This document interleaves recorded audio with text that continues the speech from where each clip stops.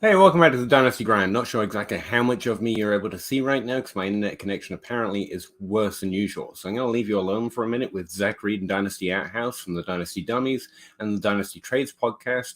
We do this every week for 3 hours at a time, just about from 9:30 to close, where we answer any and all Dynasty questions, comments, or thoughts you may have. So feel free to drop them in those little comedy type boxes. Don't know why I decided to go that way.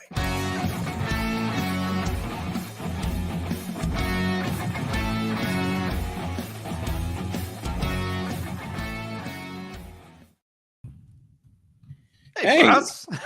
hey. We should run like 2 or 3 more of the countdowns. That was really fun. Peter, turn the music down. And of course, he starts on the third comment. Yeah, 3 hours. I'm not sure I'm hitting 3 hours tonight. I feel like I haven't slept in like a week. But let's go now. We're gonna get this started because we are not falling an hour and a half behind. Sim the Geek. Hi guys, 1 quarterback league, Dynasty PPR. Someone's a Giant fan offering me Cade Otton and a third for Darren Waller. I already have Ertz, Kittle, McBride, and Waller. Is the offer enough? Okay. Yeah, do your thing. Especially in May, which it is right now. What you have on your roster has literally zero to do whether you should do a trade or not.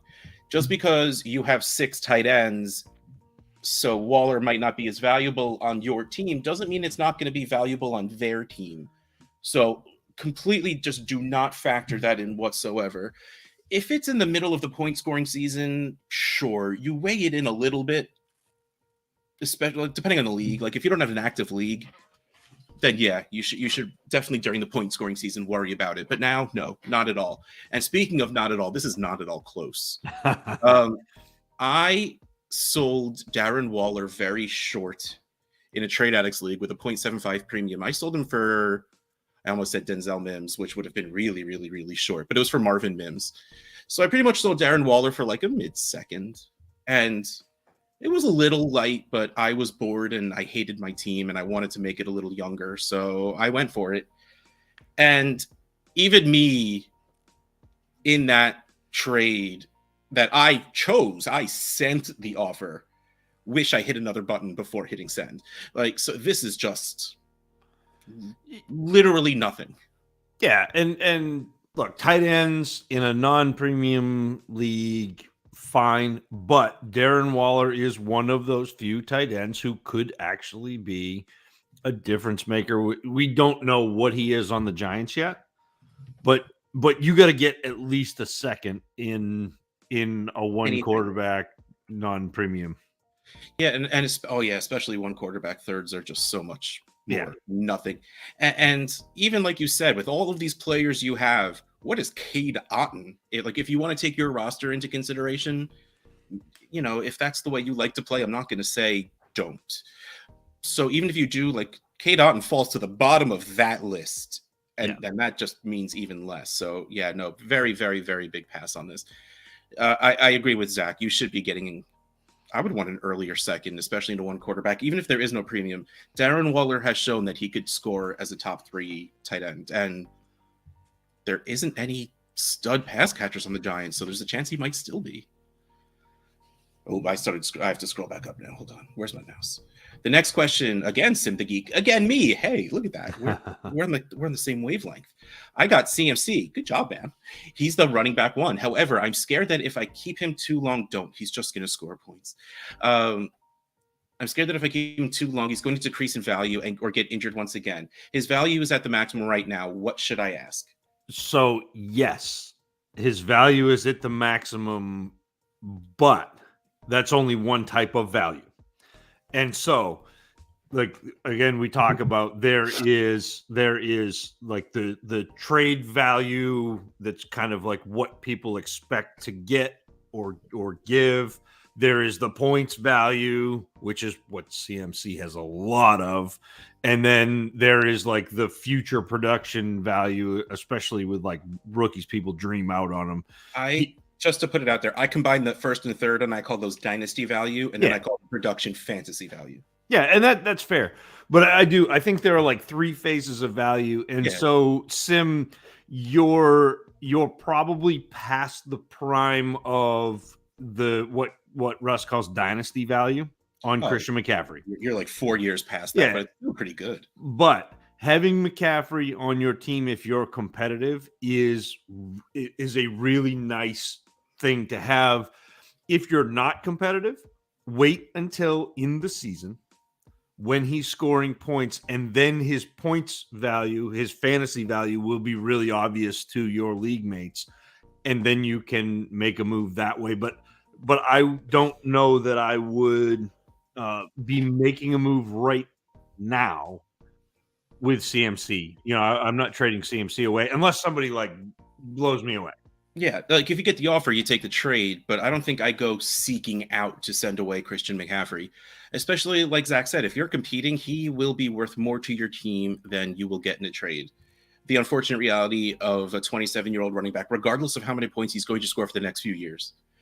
I mean, there's no reason to have in our minds he's going to get injured again, because he just went the full season without getting injured. So we can wipe away those 2 years where, honestly, Carolina just shelved him over and over again.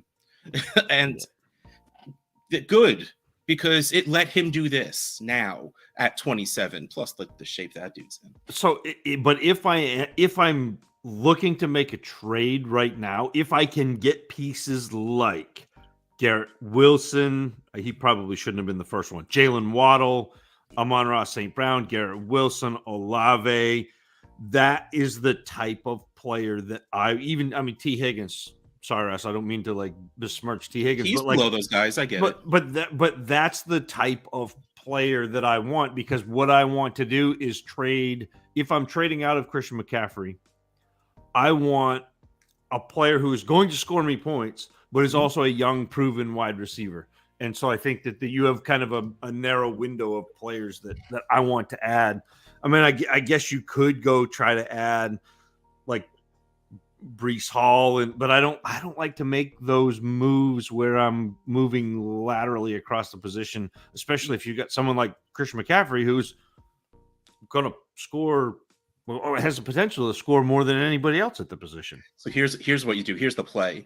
You go to the Breece Hall manager, and hopefully they're competing, and you go to them and you'd be like, look, I'm looking to take a step back, like retool a little bit. I have Christian McCaffrey.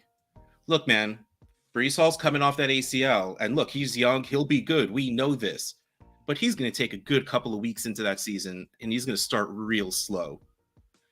Give me Breece Hall in a second. I'll give you Christian McCaffrey, and you can go get that title. I call that a win. Saddle it up. Let's go. Ride.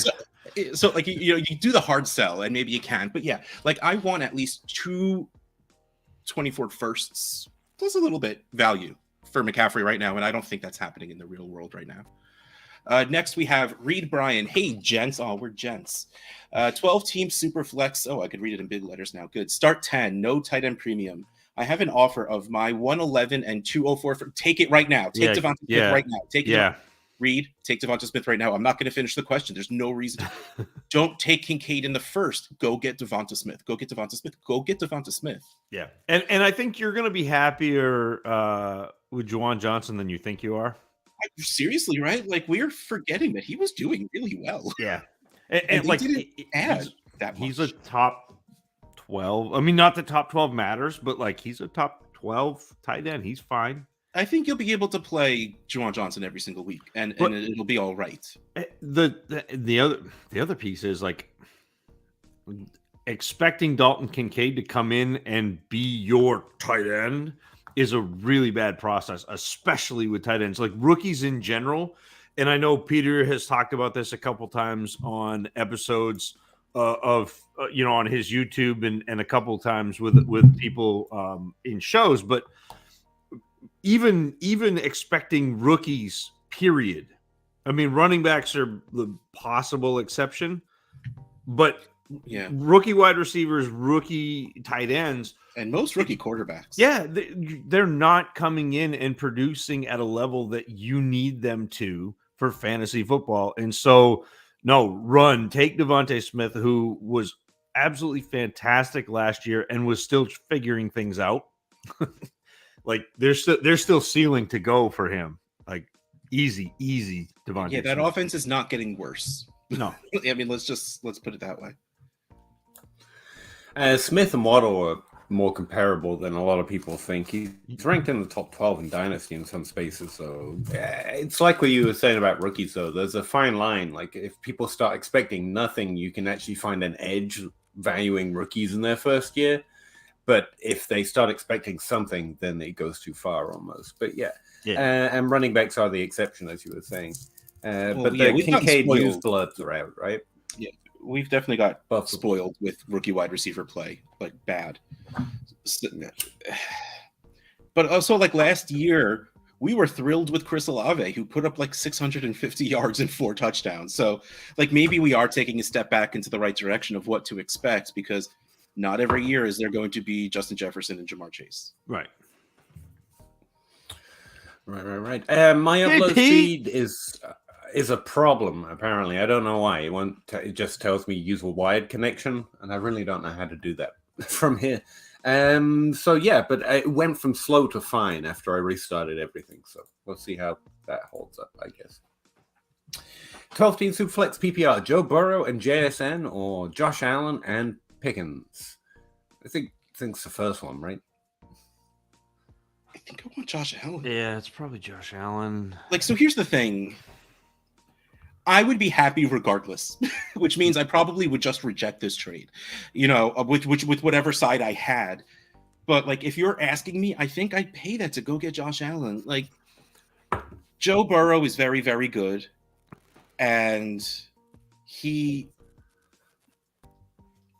I don't think we have to worry about touchdown regression for him. And I know that's the biggest argument about people being afraid of putting him as a top 5 quarterback. But there is also the chance that we get enough of these rushing quarterbacks in where it might push Burrow down a little bit. Like, if Anthony Richardson hits, if Lamar comes back, if Kyler comes back healthy, there's a chance by default Burrow's getting pushed further and further away from Josh Allen. JSN is great. We want him to do amazingly well. But if he doesn't end up as like a top 3 wide receiver, then like the value is probably pretty heavily on Josh Allen, if you ask me. Yeah, but again, Burrow and I feel JSN. great. I feel great with Burrow and JSN on my team. I think I lean that way just because I don't think Burrow's value changes, even if his rank does. Like, he's one of those guys. The hype is going to be the hype. And JSN has the upside. The reason I don't like the trade is because you're using Allen to get this marginal upside if JSN hits, and you're definitely downgrading at quarterback on a points per game weekly basis. So like it's just unnecessary. Now, if you're going for Kyler Murray in the extreme case, or Lamar Jackson, who's a little low right now because of the offseason trade talks, then you get to do a lot more for your team elsewhere. And you can find you've got to unbalance it some way. You're trying to keep too much at quarterback to get an advantage at wide receiver, and so you end up with a trade that's kind of meh. And the real value, like Zach and Russ are pointing out, is the points per game advantage of Josh Allen here. That's the advantage, and JSN has too much risk. So if you want to do a trade like this on the other side, then you have to lower your quarterback somehow to get more on the opposite side. Not that JSN couldn't be that top 3 wide receiver, but right now he's all maybe boat, no boat. And if you trade Josh Allen, you should get a boat. You should get a full-on boat. You should be able to go sailing tomorrow, you know? I'm just going to wait until my answer finishes on your end, and then we'll move on. It's finished. We're just waiting for you to shut up already. Oh, fair enough. Okay, it's hard to tell. Jim Smith, what do you guys like about liking the 110 to 202 spots in Superflex PPR rookie drafts? Are the running backs legit? Miller charts that could turn nasty real quick if he doesn't do something. And A-Chain or Mingo.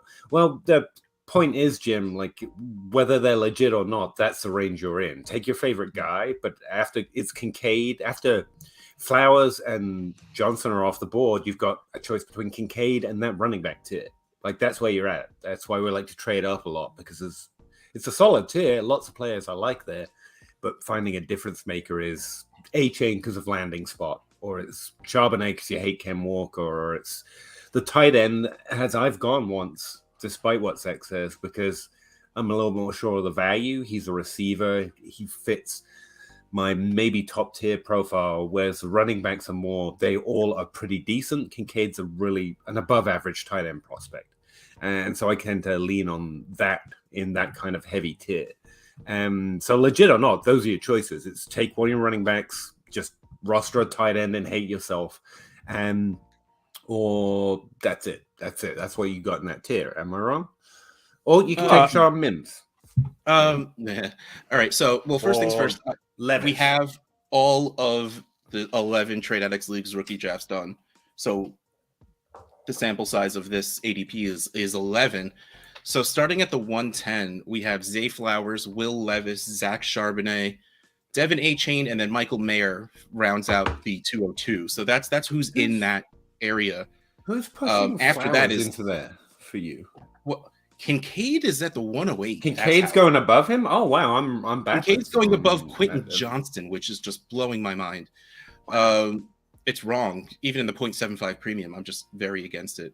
Kendre Miller 204, Roshan at 205, Mingo down at 207. Like, I have so much A-Chain in this little area because I think he has the highest upside of these running backs. Like, Charbonnet's good. I think he will score fantasy points.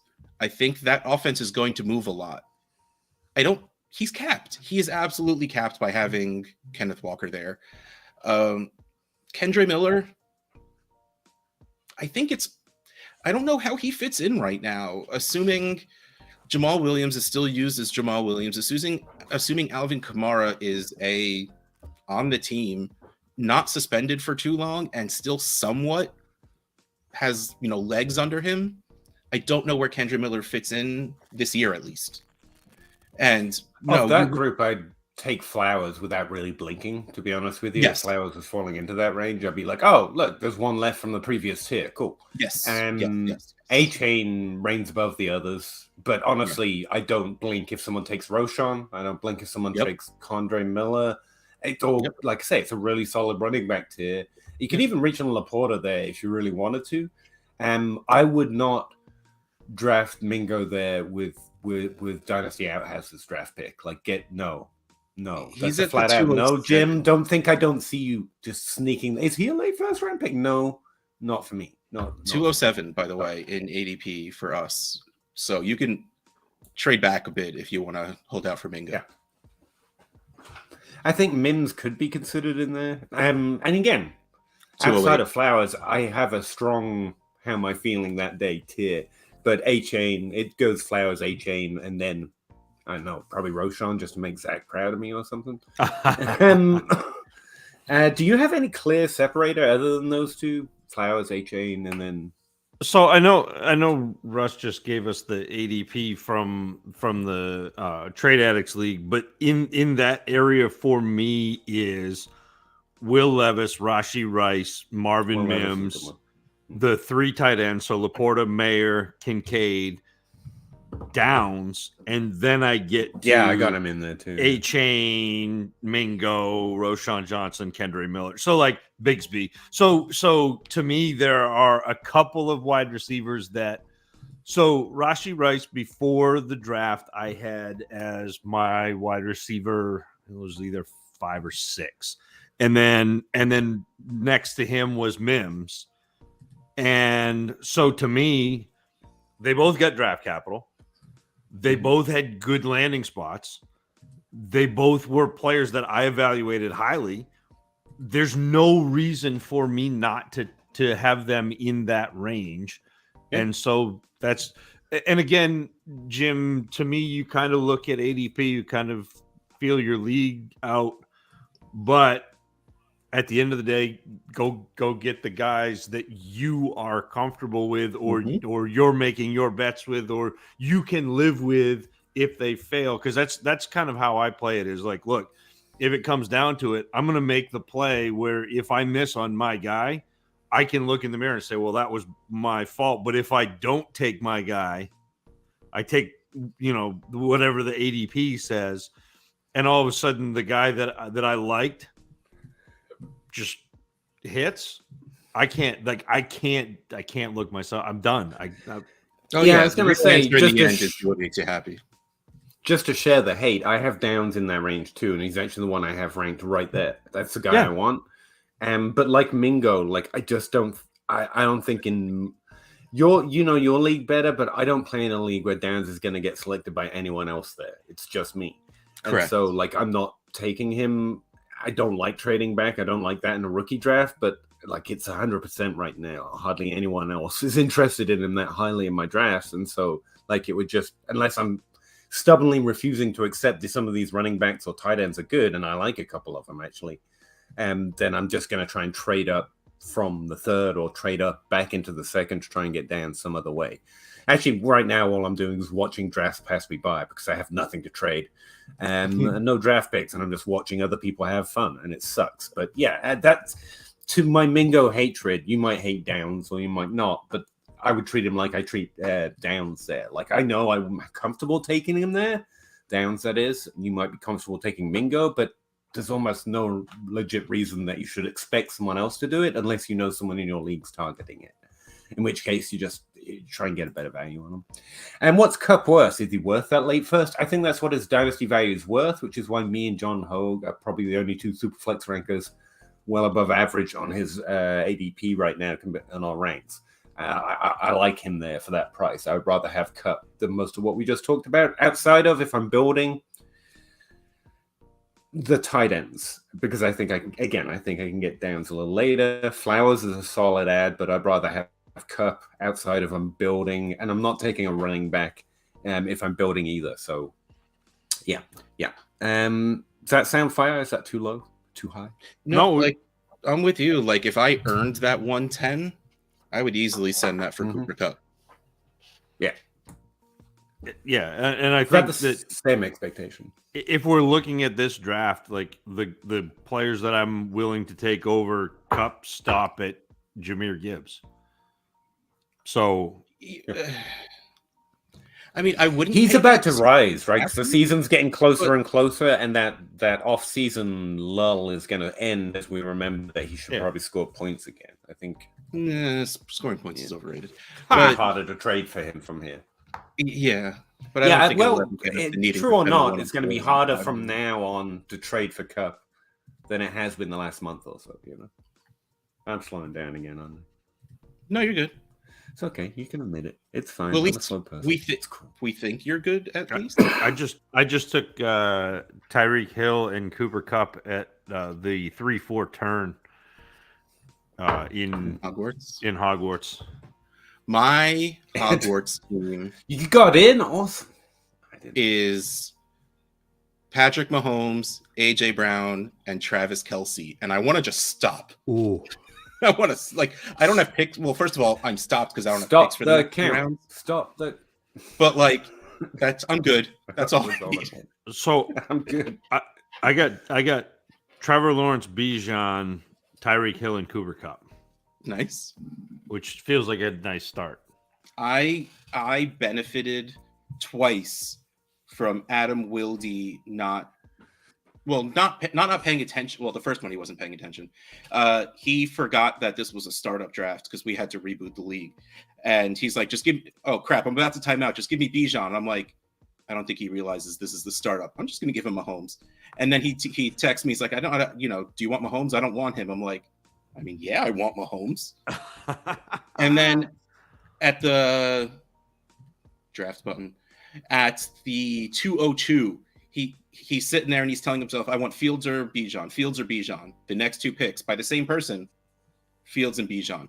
So he texts me. He's like, I don't want this pick anymore. I hate it. And I'm like, okay, I'll take it.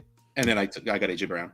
And then as part of the deal for Patrick Mahomes, I ended up in the third where I was at the, it was the 207. I had 2 seconds. So I took Travis Kelce. Nice. Yeah. Nice. And now I'm sitting for the next 16 picks. 10-team Superflex, Tony and a 24 second or a 24 first? 24 first. My answer is a first, and then go see if you can add Justin Ross for the ticket to the same party. Yeah. I'm down for that. Yeah. Rashee Rice going to surprise some people. He's gonna slide right in. Be Juju Smith-Schuster. Everyone's going to be disappointed. Hey, it's not that good. Juju's better, but yeah, Rice is. It's Mims, Rice, and Reed. Everyone's favorite. I'm going to trade into those guys because I don't realize I should really just go get Jordan Addison sleeper. Jim Smith, who's going to fill the void for all these aging star backs? I mean, their stars done faded, to be fair. But the ones at the top are probably still going to give us another year or two. Cook's gone. In my mind, he's gone. When looking at Fantasy Pros ranks, I keep remembering he's probably a pretty decent value right now just for a starter because talent. But I think we saw it fade last year a little bit. Kamara's going to be facing legal trouble. Yeah.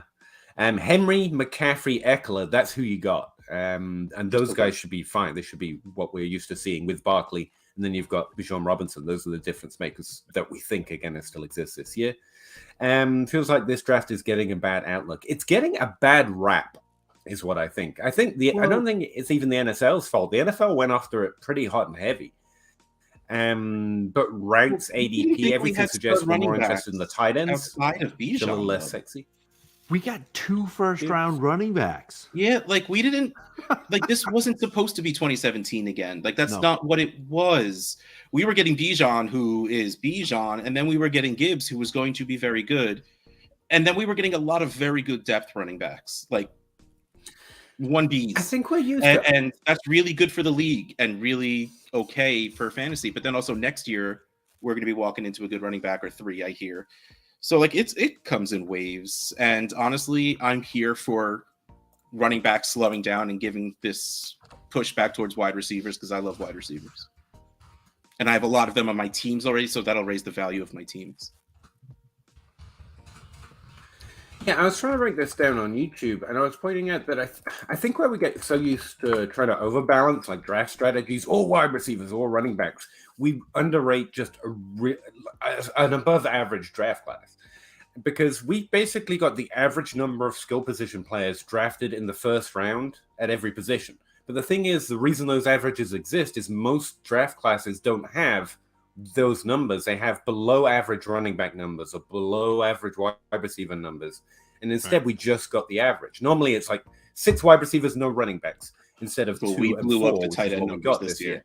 So I think we're disappointed by how heavy the class is because we just want it to be all running backs or all wide receivers. And instead, it's both. And we're like, oh, no, not both. That's terrible. Almost like almost like it's a deep class. Now I have to make decisions and I might get it wrong. Yeah, but so might your league mates. That's hard. That's the worst. I hate making decisions. I mean, I'll make them for you. I got ranks, but I think that's what's happened. We're used to being easily say, "Oh, just draft all the running backs and it's going to be great," and instead you have to make decisions which can go wrong because there's good players at every position, and we're like, "Oh." Yeah, but to Jim, to the answer to your question is Bijan Robinson, Jahmyr Gibbs, Breece Hall, and then whoever comes in next year, Nick Singleton and Blake Corum and Quinshawn Judkins and Raheem Sanders and whoever else comes in next year that we're all excited about. That's just unrelated. What's your take on Jonathan Taylor right now? Oh no, I guess Judkins is a freshman. Let's back that down. Back it up a little bit. Sorry. I wrote my Trading Post article about Jonathan Taylor this week, and also we used him on the DLF trade show, which is coming out tomorrow. Yeah. So I have feelings about Jonathan Taylor, and you know what? You're going to have to wait to find them out. That's because I have journalistic integrity, and you're going to have to go read my article. He's good. He's good, and I think he's really good value right now. Yeah. That's just anti-illiterate. That's what that is. That's horrible. I would have expected you to be more tolerant. I can't even read my own article, so I'm not going to ask anyone else to read them. You know what's awful, by the way, completely unrelated to anything we're talking about? Drafting 101 in an eliminator. Yes. I have to wait 35 picks until it's my turn again. And then I don't even get 2 in a row because of the third round reversal. The reversal. Yes. Yeah, I just did a third round reversal draft, and it's the worst. But I drafted it at the end, so it was all right. Yeah. There's a strong if you're drafting high up, like 1 to 6, your team you should walk away thinking you've got too much T. Like it should be all running backs because of the way the ADP is falling mostly. And at the back end of the first, it's just wide receivers and take a shot on tight end. And you're like, I'm never gonna fill a roster. It's never gonna happen. Well, So I mean, the really eliminators are very nice that you don't have to start anything specifically. But I mean, I grabbed Josh Allen because I know I'm not getting a quarterback in my second pick. So I definitely started quarterback anyway. My eliminator is crazy. Like Sam Howell's off the board before the 12th wide receiver. Everyone's like quarterback. Pick 14 just picked. One non-quarterback has been picked so far, and it was Travis Kelce at pick 12. That's crazy. Yep. So yeah, very glad I picked quarterback.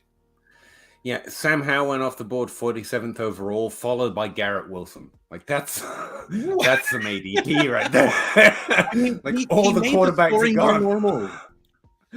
See, ours went pretty well chalk. Mahomes, Josh Allen, Jalen Hurts, Ryan Stonehouse, punter for Tennessee.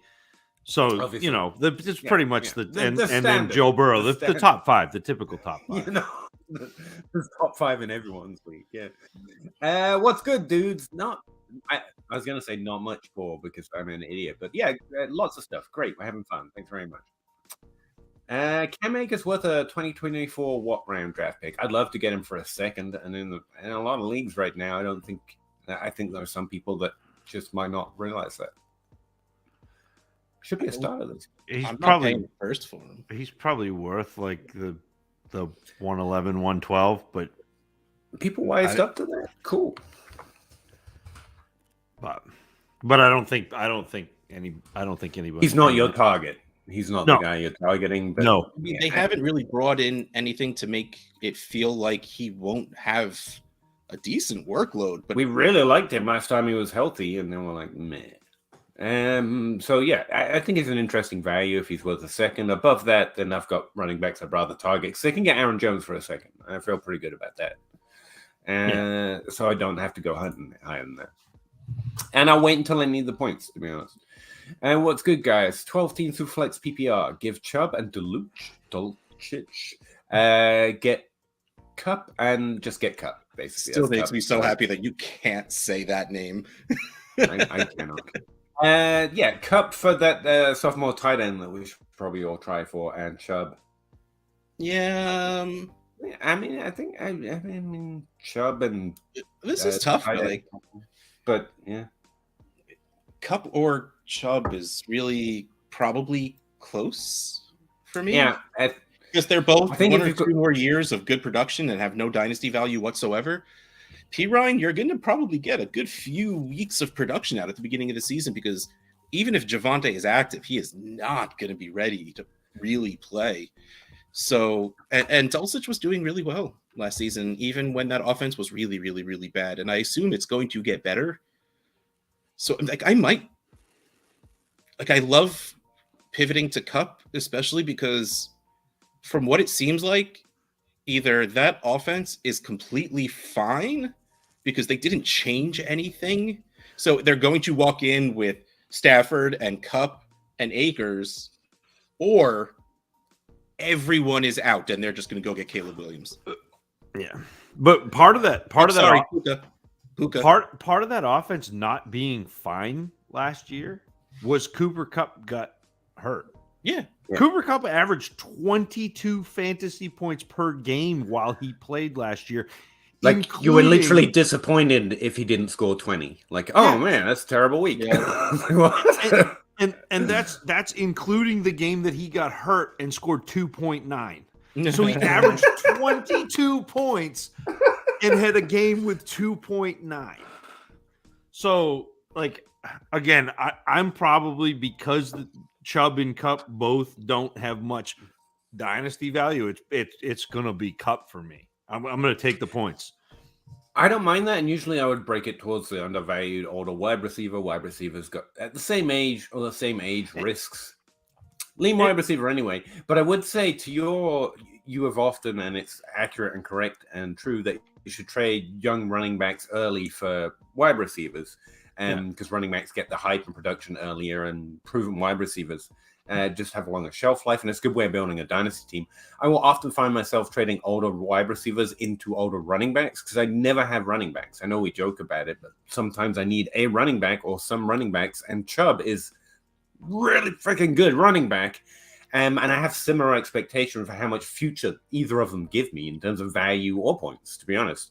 And so a way of getting a running back on a good team would be to trade my older wide receiver if I can afford it. So there are ways I would take the Chubb. Yeah. And the tight end pick here means that if there's future value in this trade, it's that tight end. And so I kind of like that side of it. But to everything you just said, yeah, I get it. It's probably Cup in a vacuum.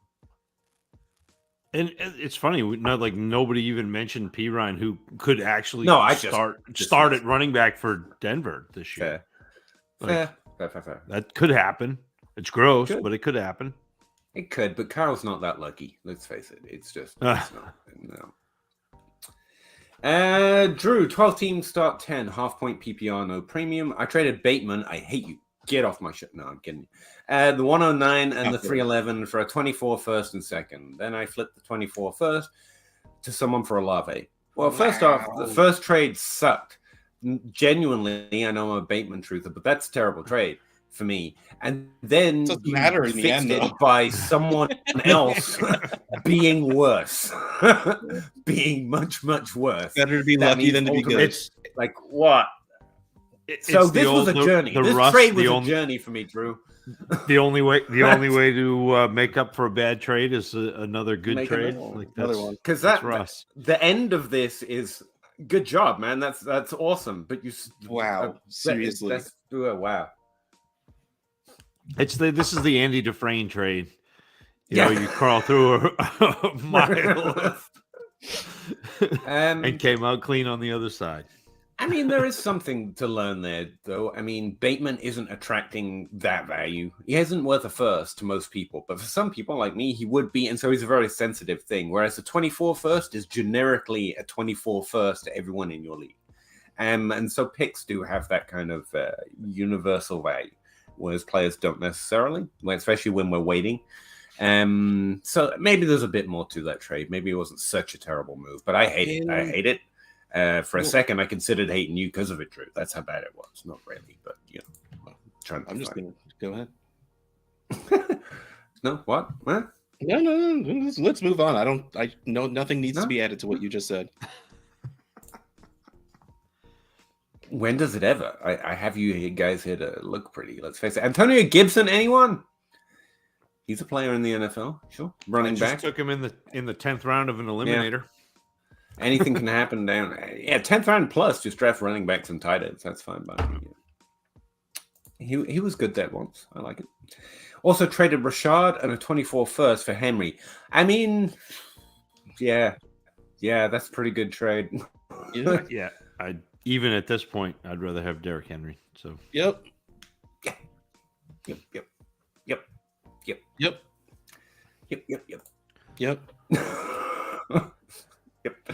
Yep. Who do you prefer on a team already with Watson and Herbert in a 12-team superflex? Bryce or Kyler?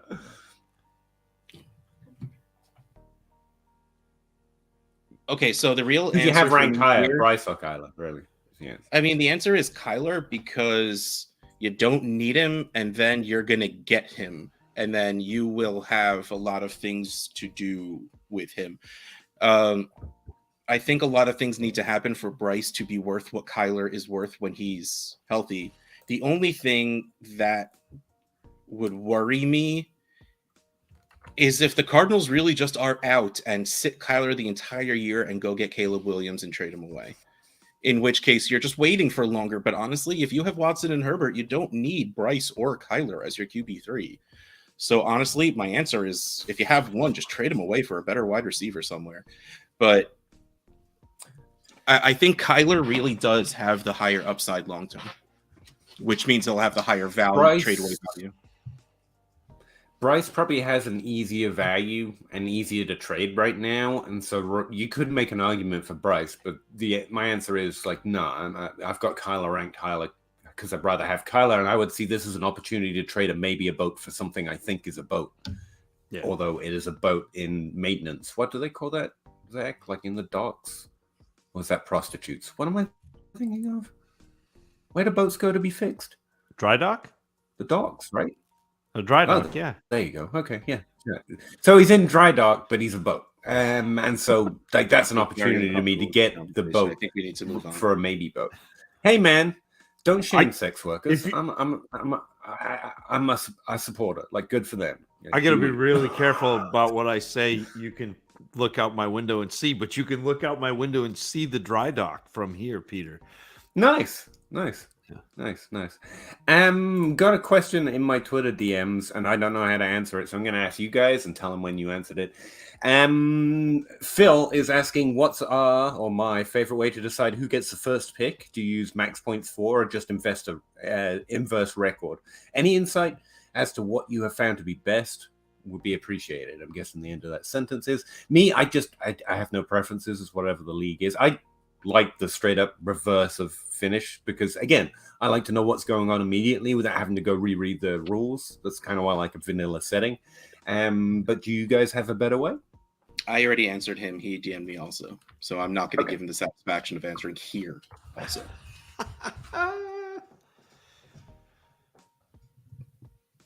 We usually do the non-playoff teams go reverse order of finish. So the last bit, and then playoff teams go the reverse order of how they finish in the playoffs. Mm-hmm. So that's usually kind of how I go. But all right. Again, one of the many reasons I'm happy not to be commissioner is to try and make the league fun. It's already fun for me. I wouldn't be in there if I wasn't. So I have no methods of doing that. So hopefully that helped you out. Here we go. Alex, any running backs you are interested in buying this part of the year, especially for a 2.25 points per carry league? Every running back is too valuable. Every running back costs too much. I don't want any of them. Just want Bijan. That's the one. This time of year, that's the one.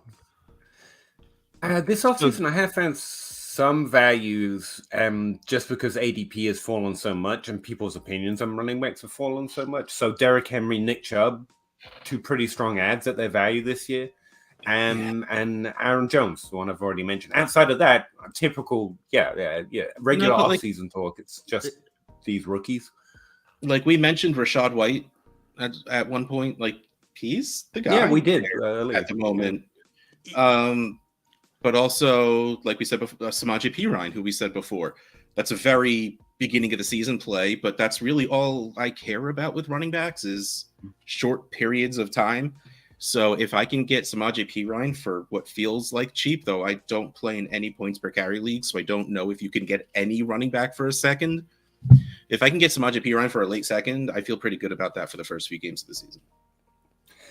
Also, just per my ranks, I have not... Swift moving team hasn't affected my opinion of him as much as it has everyone else's. So I'm buying Swift on default. I figured he's just Swift on another team now because he's a running back, and that tends to be what I think happens when running backs move teams, especially at that age. But there's some truth that it basically cost him a 4th-round pick, so maybe he has less pass to opportunity. But I assume he just takes up his regular role there, which has top 12 upside and it's pretty good. It's better offensive line, and he's probably the best running back on the roster. Yeah. So Swift's on my list too. But yeah. Yep. Drew, I now have Herbert, Watson, Bryce, JT, Henry, CD, Olave, London, Burks, Dotson, Deontay, Pitts. Wow, when you make trades like that, I'm just saying. No, good team. Romulo, I think. Sorry. 1 QB league. Which side would you take on a trade? 1. Okay, I don't know how to read this. 1/Olave. 101 and Olave for okay. I see what 102, you're... 103, CMC, and DJ Moore. I'm sure that's not the 110 and the 120, though. The 101 and Olave for the 102 and the 103, CMC, DJ Moore. Wow, that's a lot on that second side there. I think it's just the second side. You get JSN Gibbs or Addison Gibbs plus CMC plus... You've got a starting roster. Fairly competitive one on that second side. Yeah, Bijan and Olave, though? Yeah. Yeah, no. It's not Garrett Wilson, okay? It's just Olave. It's fine. It's Yeah, I think I take the 2-3 CMC and DJ Moore. If anything, it's just too much. Both sides have... You could do whatever the heck you want with any of those pieces afterwards. Can I trade DJ Moore once we get going? Yeah, well, yeah, obviously that's part of the plan. Yeah. So you take DJ Moore and the 103 and go trade it back for Olave. And take Gibbs at the 102. Like, yeah, like I honestly, cool, whichever. Yeah, in a non-super flex, there are 3 players that I'm as eager to add after Bijan Robinson, and you've got 2 of them. So, like, that's cool. That's like the 3 and the 2 there are really too juicy to pass up for me. But hey, I don't hate Christian McCaffrey just because he's old. So, you know. Rice Cake adopted an orphan in a 12-team superflex. He's younger than me. I am completely depleted my roster for the future and have accumulated 4 24 firsts and 2 and second-round picks. I took Stroud, Addison, and Rice. Solid draft. As long-term as rookies. Nice. It sounds like it's going well so far. Yeah, that's a great I think start. Stroud's a really good value in this year's draft. Solid. Should I try to move Bigsby, Tyler Scott, Kyler Jones, Kuntz, Higgins, Sean Tucker? Higgins? T? No. That doesn't fit. Was there it must be Elijah rookie, Higgins? Yeah, it must be Elijah Higgins. He's nothing. I was about to say, we're about to fight. You're putting T. Higgins in the middle of all this. Sean Tucker, dart throws. I think Bigsby is the stronghold. Tyler Scott, I think it's JJ Zacharyson mentioned as like a really late ad in a rookie draft. But yeah, and Kuntz is interesting as well, I guess. I mean, if you can trade him, but you've got to...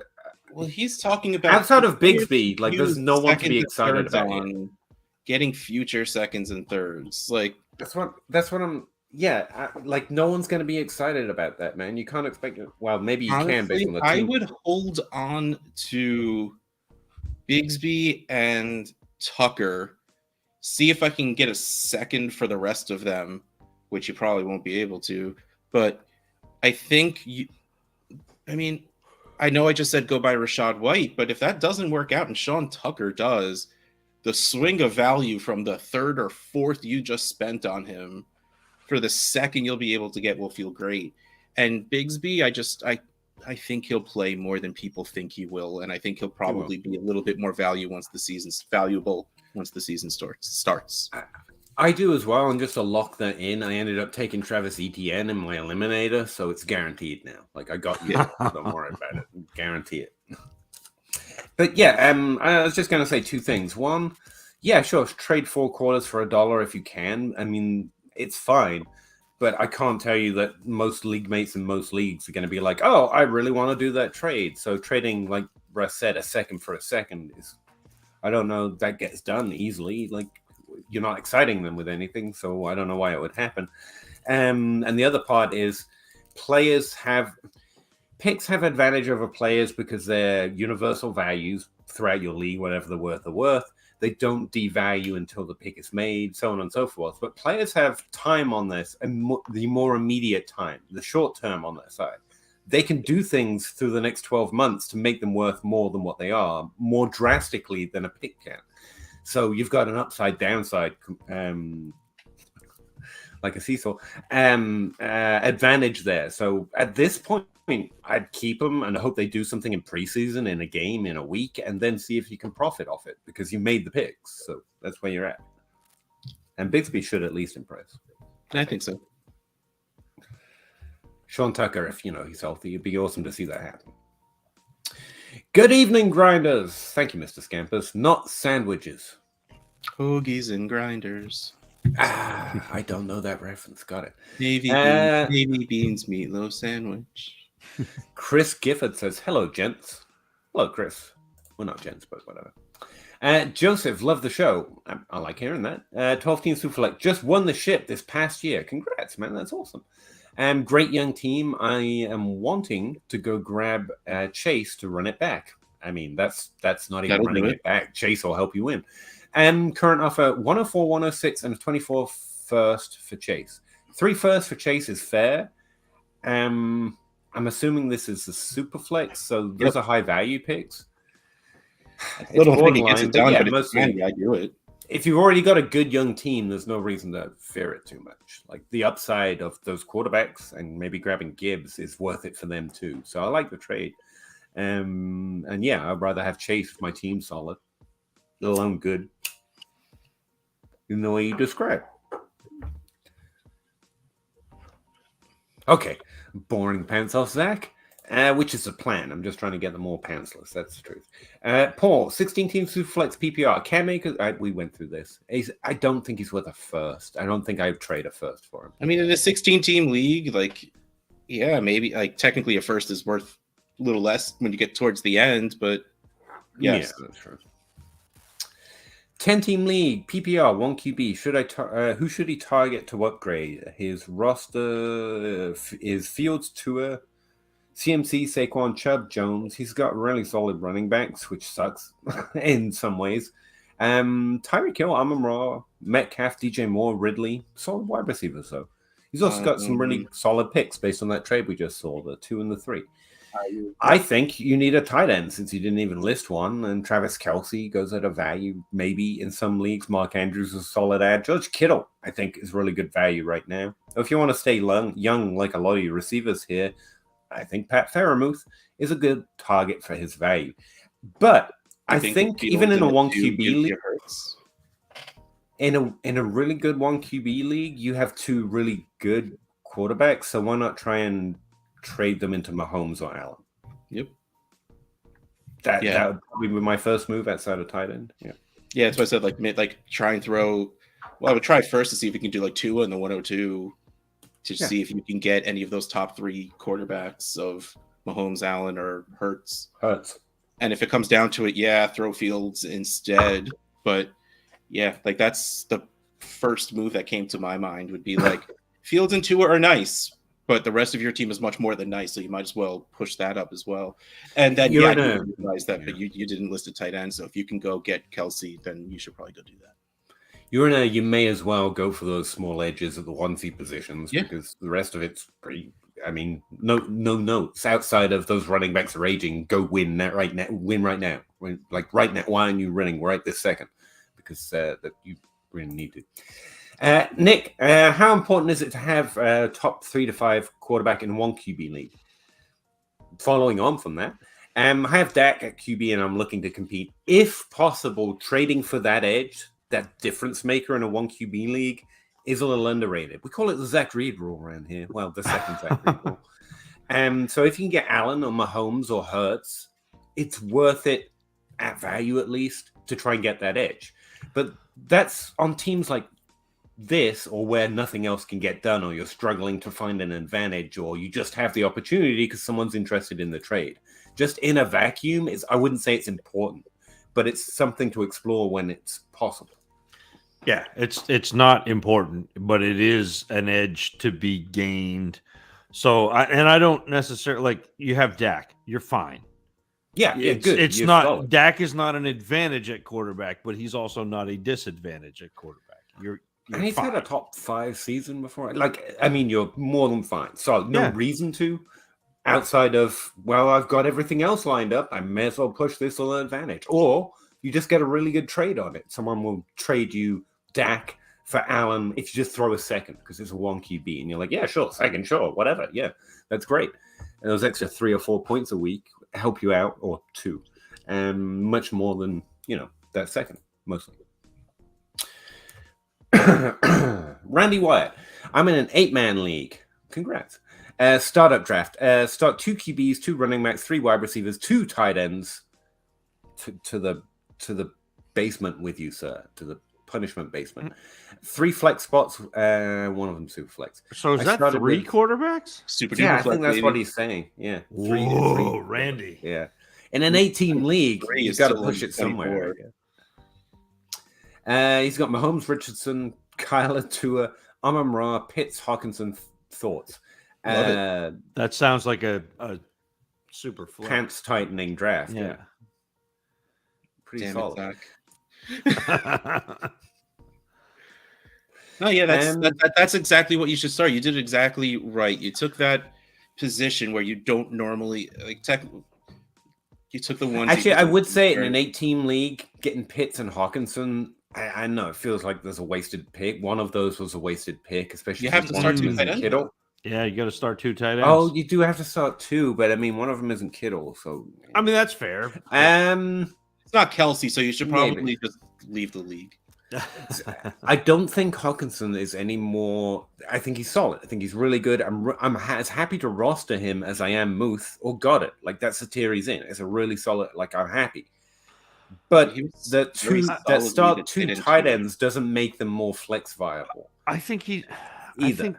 I think he's in like a tier of 1 above those guys. For me, at least for me. And it's not like it's not something that makes him overvalued generally, but I do have him right now. He's above Kittle. No, he's in DLF. No. Let me according to DLF and ADP on DLF, he is, and that's where I get my streaming value. I love it. Yeah, I know. Not the way I trade for him. He's actually just at value. But rank's fun.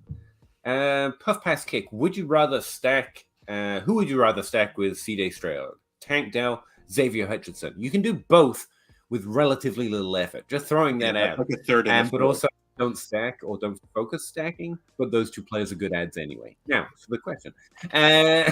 If you like a different Texans wide receiver, I will accept alternate answers, but only this one time.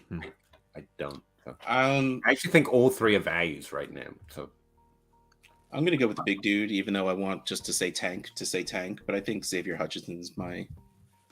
And honestly, I've got him a few times after the draft on the wire, so... Chances are neither of these guys do anything for real in the long run. So, if I have to choose, which I don't, I can't emphasize how much I don't. Like I've gotten both of them after each other without anyone really even caring. Tank's who I've got ranked higher, so he's the one I would choose first, at least. Give me the small guy called Tank. I don't know. I don't want pieces in a bad offense, and they're not a good offense yet. Yeah, it's not something I'm focusing. Like Stroud is the piece that I want. I mean, I don't know. That's solid. But maybe Mechie could be fun, I guess. Robert Woods could be fun a little bit, but I mean, I know you love Tank Dell, Peter. I do. But he is this tall. He's shorter than Tutu Atwell. Well, you try tackling that. You try tackling that running the 4.4. I have. I was 6'1" in 5th grade. I've done that. I've tackled the 5'4" guy. This guy. You said he was this big. He is. That's much more difficult running between your legs on the field where you're wearing pads, restricted movement. I don't know. That's just not an offense that I want to invest in outside of Stroud, and I think Stroud is an investment long term. I think this year he's going to struggle. I think they're going to be bad again. I think they're going to have a high pick again. Although, didn't they trade their pick? They're dumb. Yeah, I think Stroud's just dumb. A positional value in a super flex kind of a thing. That's why I like him. It's not like Houston's the new Bills, who are the new Jaguars, who the Jaguars are still the Jaguars. No, Jaguars got good. It's just a Houston now. Houston sucks. Bill O'Brien ruined them. Yeah. When you trade DeAndre Hopkins away for a hand job behind the 7-Eleven, I think there's not much. No, it was a DJ. Oh, sorry. West Coast Chiefer inbox offer 12-team Superflex PPR start 10. Give the 103 and a 24 first. Get Justin Fields. It's increasingly getting more interesting to me, despite I haven't seen it yet, so I don't know yet. Justin Fields had a better season last year than I think people are willing to say. My QB room is Watson, Tannehill, the 102, 103. Thoughts? Thanks, fellas. Yeah. What do you like? like? I'd trade the 103 in a first to get Fields. Yeah. Like, why not? And then if Richardson hits, all of a sudden you can trade Watson.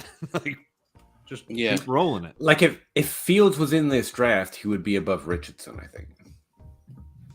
He also he was a better accuracy. He was a better thrower. He's the perfect if you could add all three of them together, that would be Justin Fields. Yeah. So I think adding a first is a solid add there to get him instead of because you got Stroud, so that's the Ohio State part of it. Yeah, you got Bryce Young that can throw, and you got accuracy, who's athletic, athletic freak. Paul, heavy at QB in an orphan 12-team superflex, wanting to trade Kyler. Don't. I think it's a bad time to try and trade Kyler. Wide receiver heavy team has Hollywood, Wilson, Devontae. I got that. Parker, Ridley. I don't know why you're listing this as a bad thing. Can I score one of these guys given the Murray injury? Okay. Oh, he wants to get one of those for trading away. Is that what he's saying? Yeah, another wide receiver heavy team has you should be able to get more than that for Kyler. Don't. Like, you should, if I could get Wilson or Devonta plus, I do it. Yes. I don't want the rest of those guys at the cost of Kyler. And the plus on top, anything with a 1, I'd probably take it. Yeah. Or but if we're talking player wise, like, honestly, I'd probably even take something like Kenny Pickett, Derek Carr. Like, if you needed another a QB2 or something, I'd be fine with that on top of those wide receivers. But also, don't feel like you need to trade Kyler, even though you are saying you want to. So it is your team, and if you don't want to take that ride, you don't have to. In which case, I would say target Smith, target Wilson, just like Outhouse said, at the exact values. Add Mac Jones or maybe Mac Jones is better than Kenny Pickett for me. Bailey Zappi isn't too hard to tag him with. And one of those wide receivers, but I don't. But as Russ also said, it's your team. If you want to, that's kind of the direction I'd head. 12-team Superflex tight end, and yes, you should be able to get them for him. Rebuild.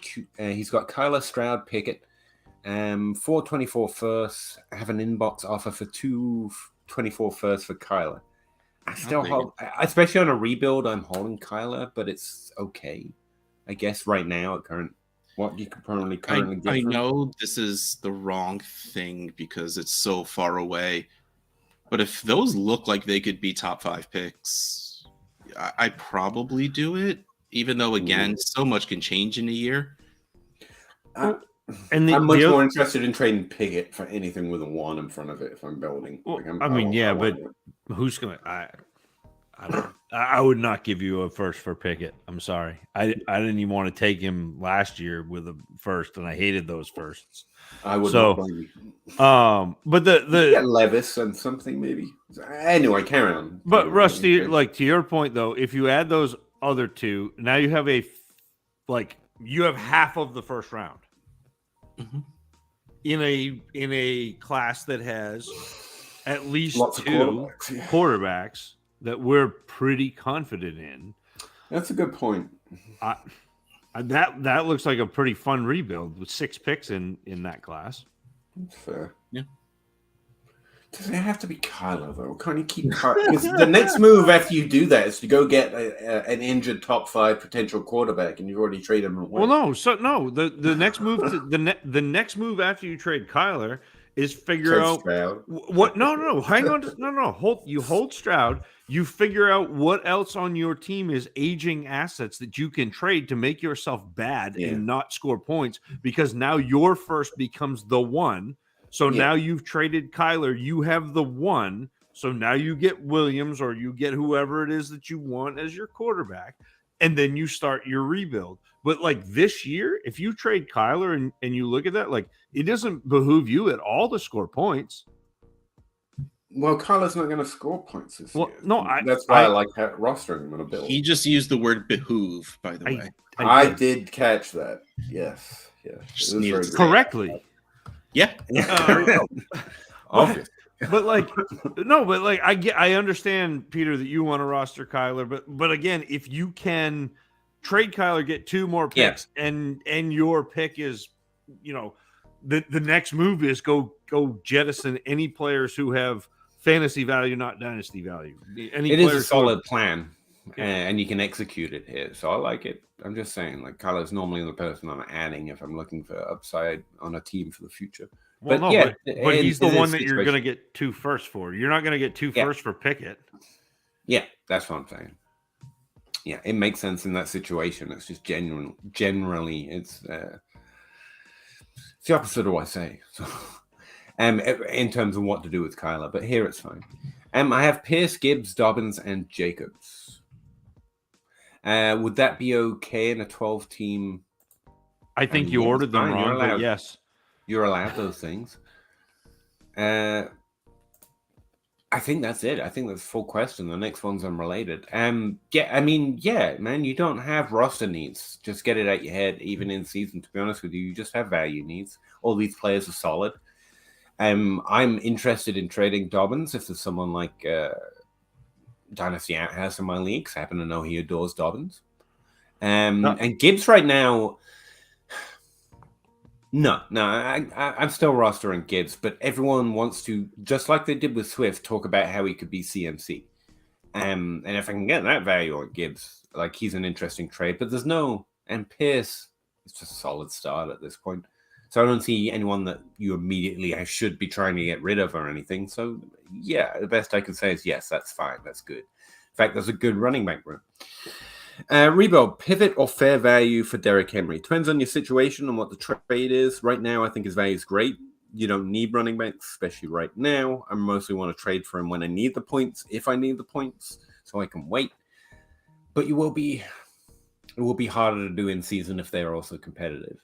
And Derrick Henry's value is fine right now. So you can explore trades, but I'm not specifically running out to get him. Again, I think Chubb, Henry, Aaron Jones, and who else did I say, are all solid explorations and trades if you've got a competitive roster right now, but those are really the parameters of why or when.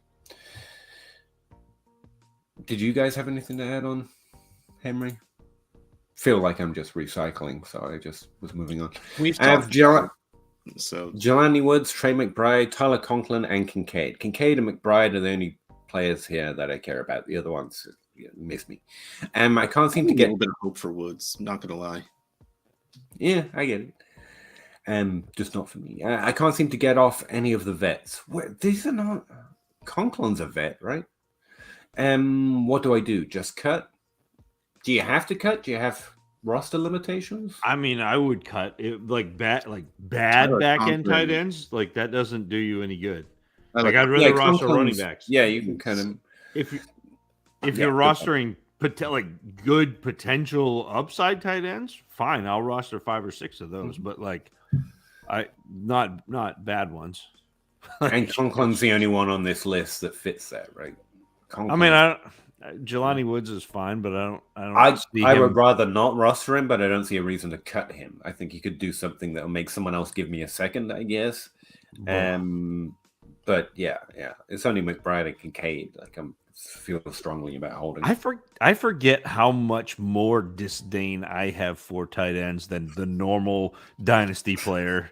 Because you're like, I'd make someone give me a second for Jelani Woods. I'm like, you would have to give me a second to get. I'm not that bad, but we're on polar extremes of that position, by the way, because I'm fully capable of hating tight ends more than anyone else. But I love playing the position in Dynasty because I think it's remarkably simple and it's most stuff you don't know. But tight ends, like, it seems you just get the good ones. What I want to do, yeah, and like quarterback, like I don't have to worry about it.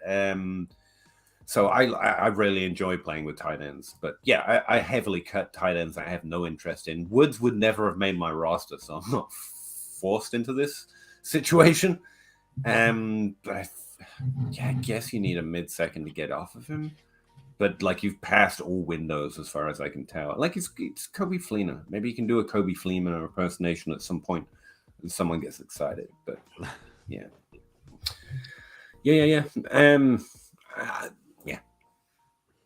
Justin Goldman drafted Richardson, Gibbs, and Downs at the 102, 109, and 306. I'm hoping I'm guessing this order right, by the way, because if so, those are really good values. Thoughts on this draft? If my QBs are Kyler and Jones, that doesn't matter to the draft, but cool. Also low wide receiver, Superflex start 9. I really like the players that you got and where you got them, if they were in this order. I've done probably close to 15 to 20 rookie drafts. Have not seen Gibbs fall to 109. The 9? Yeah, seriously. Great. He fell to 7 in one trade out X League. That's as far as I've seen him go. Richardson at 2 is just as expected. I mean, someone can be crazy, quote unquote, and draft him over Robinson, or you get him at 2. That's what it is. But the Gibbs, even the Downs pick, 306 is really low for Downs, I think. So I love the way it rolled out for you. Yeah, that was my fault, Russ. Him falling to the 7, Gibbs falling to the 7. That was my fault because I took Addison at 105. Then it was 2 because I thought I was the only one, and it's because I had the 6 and the 7. So I purposely took Addison at 6 and Gibbs at 7 just to push that down a little bit. I just auto picked Ryan Tannehill on my eliminator. Oh well. So that, Peter, we go back to the question like 3 questions ago, and the real answer wasn't Kyler or Pickett. It was Tannehill. You're all about that life.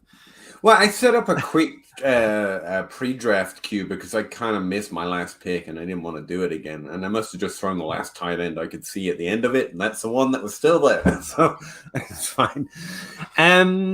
Let's see. Where are we? Rebuild. Younger pivot ideas for Derrick Henry. I don't have ideas specifically for Derrick Henry, but essentially what you're searching for is a young, proven wide receiver, or you're just trying to trade for things with ones in front of them. First round picks with, something added to them. Got any specific ideas, guys, off the top of your heads? First off, you go look at your teams in your league and see who's really competitive. They're the most interested in Derrick Henry right now, and you see what they've got. That would be my first move. Rather than coming up with a name in general, I go see what teams that might be interested in him have that I might be interested in trading for. Like if we're talking just the way it was phrased, I thought just younger running backs. Like if I could get into J.K. Dobbins or Najee Harris on the right team, yeah, cool. But I me being me, would always rather go for a wide receiver. So if I can get in that, like you said, later first area, if I could walk in with Quentin Johnston-ish, I feel great about it. Yeah, kick the doors on Quentin Johnston, kick the doors on Jordan Addison, even like I don't even want to say Jahan Dotson, but there are a lot of people smarter than me that think Jahan Dotson is going to be a player like that. That's the type of move that I'd be looking to make. Even somebody like Deontay Johnson, who is not quite 27. That's true. But should actually score touchdowns this year. Like he had 0 touchdowns. Like he Jacoby Myers did last year. Who did that? Deontay Johnson was just like nothing. Yeah. And so he's a player that you might be able to run into a little bit of success and then be able to flip again because he's younger. But man, it's hard. You're 2 years too late on getting out of Derrick Henry. Yeah, and that's a lesson of running back, essentially. Like at this point, he's someone who really should be valued well on competitive rosters, but it isn't because it's Dynasty. So that's why earlier is better on running back. And it is. It's really difficult to pull the ripcord on running backs because you're getting so many points. And it's really hard to be disciplined enough to say, okay, I'm going to get 2 years or I'm going to get 3 years, and then I'm going to trade this running back, because every now and then you're going to get a Derrick Henry, you're going to get a Christian McCaffrey who continues to produce after that. But you have to understand two things. One, you've got to get back those young proven wide receivers and picks, because if you get those things, which people will give you for producing running backs, especially the upper echelon running backs, if you get those two things back, now you've got a young proven wide receiver and you've got another pick that you can restart the clock on running back. Okay, and the other thing is exactly where you're at now. If you get out too late, there is no, like, you lost all value. There's no way to recoup that. I would say there are other ways of playing Dynasty. None of us here tend to practice it, but if you're holding Derrick Henry this long or not trying to trade him before now, maybe you want to play that way. And instead, Derrick Henry as a sell would never occur to you. Getting younger at running back would never occur to you. Instead, you should be like, how do I add Christian McCaffrey or Josh Jacobs to my Derrick Henry? Or just stacking the running back room instead of ever thinking about pivoting to and then you back. Win, and then there is a way of winning. You have your rebuild pay for. Yeah, through that path. So either it's too late with Henry and you're going to take a big L, or you trade into a more maybe about younger running back if Russ is right reading a question, or you just dismiss it and go like, I got Derrick Henry, I'm going to go get more good old running backs. And right now, according to ADP, according to Twitter, everyone hates running backs, so it's a little easier to do, and there is a path there. Like I say, I don't play it. I don't have a strategy eked out for exactly how I go about it, but just in general, I do know players, good, high-paid content creators who really do focus that way. Like there's not one way to play Dynasty that's good and bad. And if you've got Derrick Henry and you're thinking more in terms of younger running backs, then maybe you want to start to explore valuing running backs even when everyone else. You have to accept that I'm never going to do that for you. I'm never going to give you Gibbs for Derrick Henry. It's not going to happen because I'm playing the other way. But you can be like, well, I'll get Gibbs in a couple of years then. It's fine. Right now, I want CMC, I want Derrick Henry, I want Aaron Jones, I want Nick Chubb, and you can go that direction. And this is a wild time to do startups because everybody and their brother is going 0 RB. Yeah, exactly. And so you could go the exact opposite. Yeah. Yeah. But you have to commit to it, to your discipline thing. It's not because you're never going to get back out of it. That's the problem with running backs. But that's the idea to me behind, and this is why if you ever listen to the Dynasty Dummies podcast when we were talking theory, like this is the reason why we do the episodes where we talk about all of the different strategies and understanding that you should learn, even if you're not employing all of the different strategies, you should understand how, because if you identify what the people in your league are doing, there is a counter. It doesn't matter what strategy they're doing. There is a counter. It's the only way to really play Dynasty bad is to try and counter with everyone else's counter. To your point, everyone drafting 0 running backs, and suddenly it's just a stupid way to go. It just doesn't make sense not stupid, but there's no edge there. It gets hard to make moves because everyone's trying to make the exact same. Everyone's doing the same. So it becomes Matt Price is just better at this than me. I'm never going to out 0 running back Matt Price. Just forget it. He's better at value. John Bosch is going to beat me in the value game. And so I have to shift how I'm trying to win. Because I don't have to be better or smarter than them to win this year. I just have to be going in a direction that works. Yeah, and it's not even necessarily individual people in your like it is individual people, but it's a number of individual people all swimming in the same direction. And to me, I liken it to athletics. So like if a team is playing a 1-3-1 zone in basketball and you're running a man-to-man offense that's not exploiting the holes in that zone. So like against that, you throw the ball to one side and then you can throw the ball all the way over to the top on the opposite block and it's going to be wide open because of the way the zone shifts. But if you don't know that, if you don't understand how to attack the other strategies that are being employed by your league. And again, right now I'm seeing so much 0 RB because we've had such a run of 2019 was AJ Brown, in 2020 was Justin Jefferson, in 2021 was Jamar Chase, and 2022 was Olave and Wilson and London, and so we've had this run of wide receivers.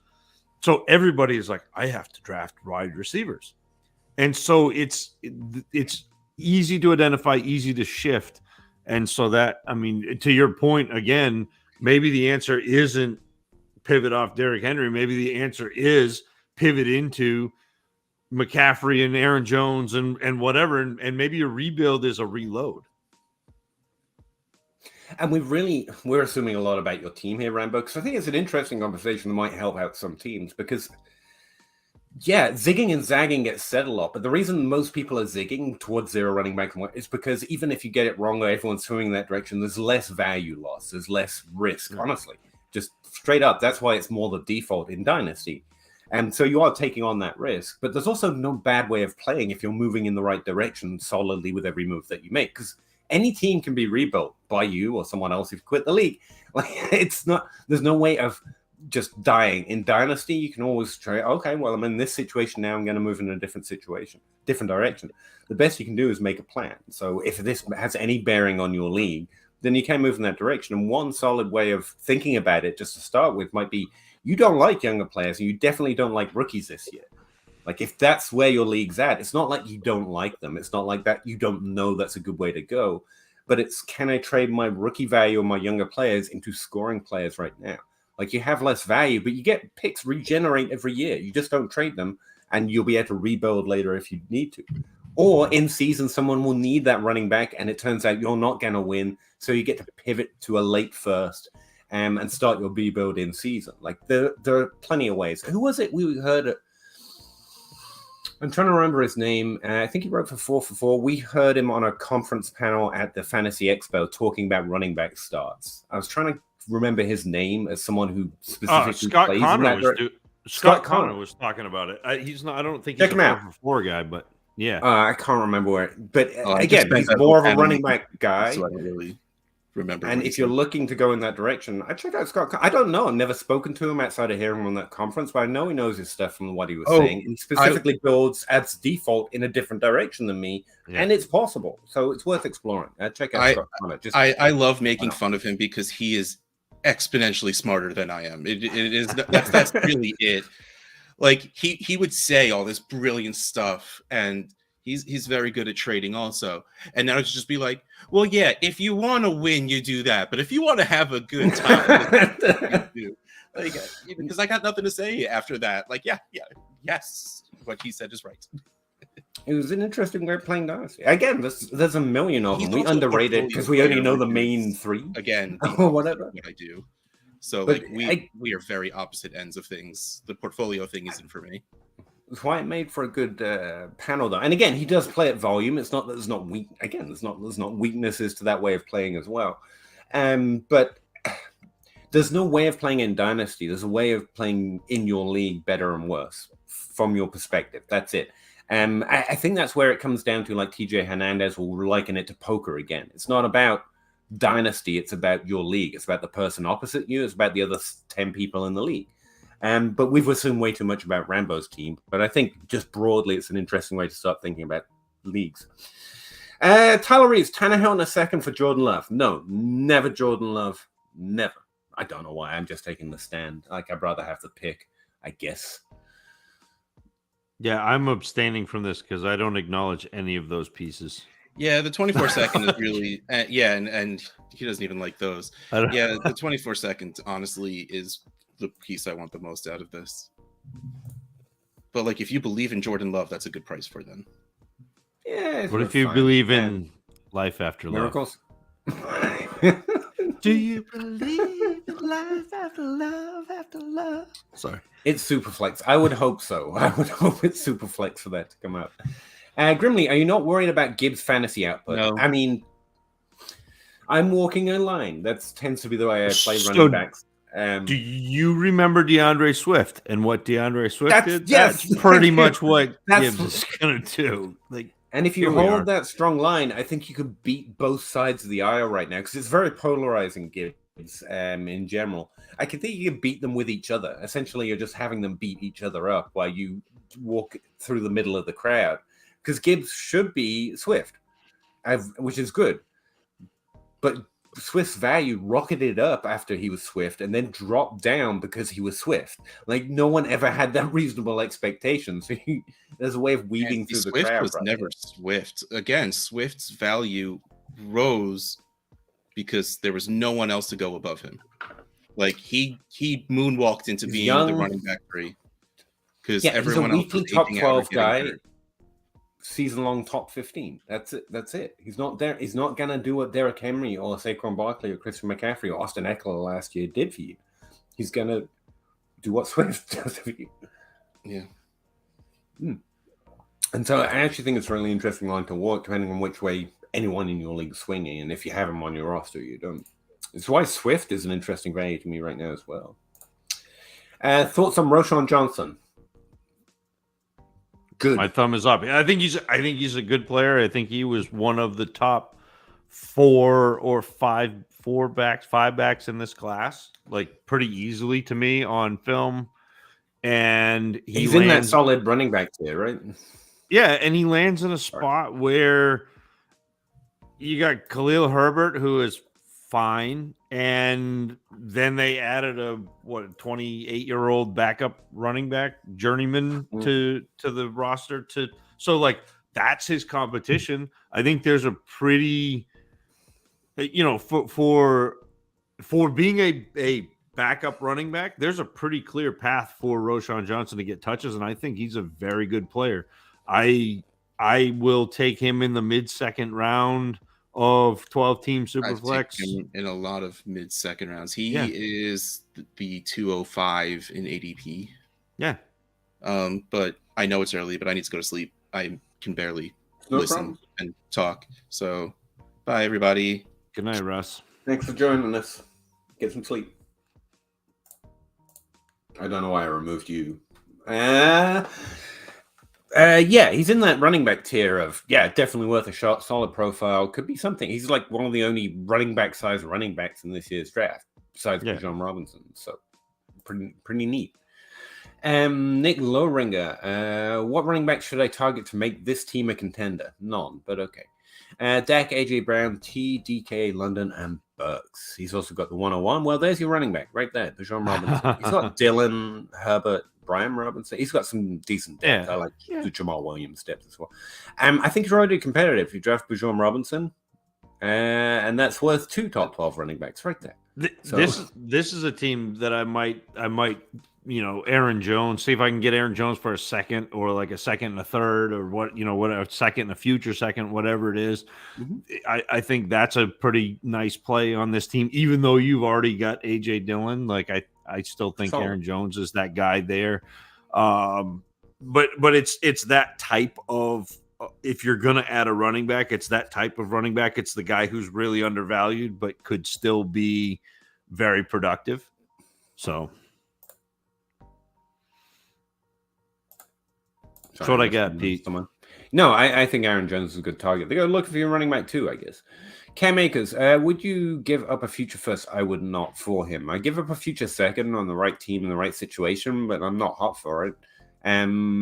He's been really cheap this offseason, so maybe I'm just post that, and now everyone's starting to value him a little bit. I'm like, meh. And I didn't add a lot of Cam Akers before now because I tend not to be looking for running backs until I need the points. But again, if you're playing that other way in Dynasty, Cam Akers may have been a higher target earlier in this offseason. Right now, it feels like it's heating up a little bit, so it's probably the wrong time. And I wouldn't trade a first. No.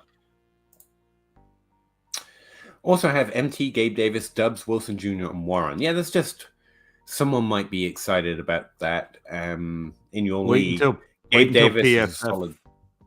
Wait until PFF gets excited about Gabe Davis and trade him. You're just waiting for something to make them hot. Like, I like rostering Michael Thomas right now because I think he could do stuff again to make us like him again, and then his value goes up. But right now, I'm just holding. Same with Gabe Davis. Wait till his 3-touchdown game.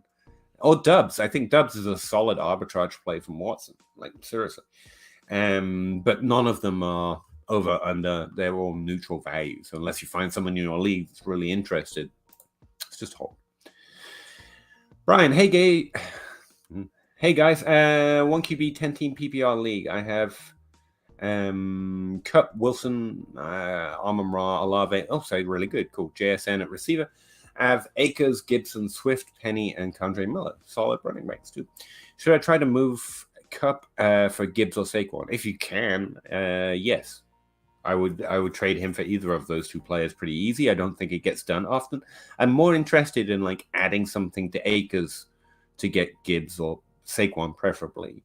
And I try and tear them up instead of burning wide receivers. But I mean, Cup for Gibbs or Saquon, I think is a solid trade either way.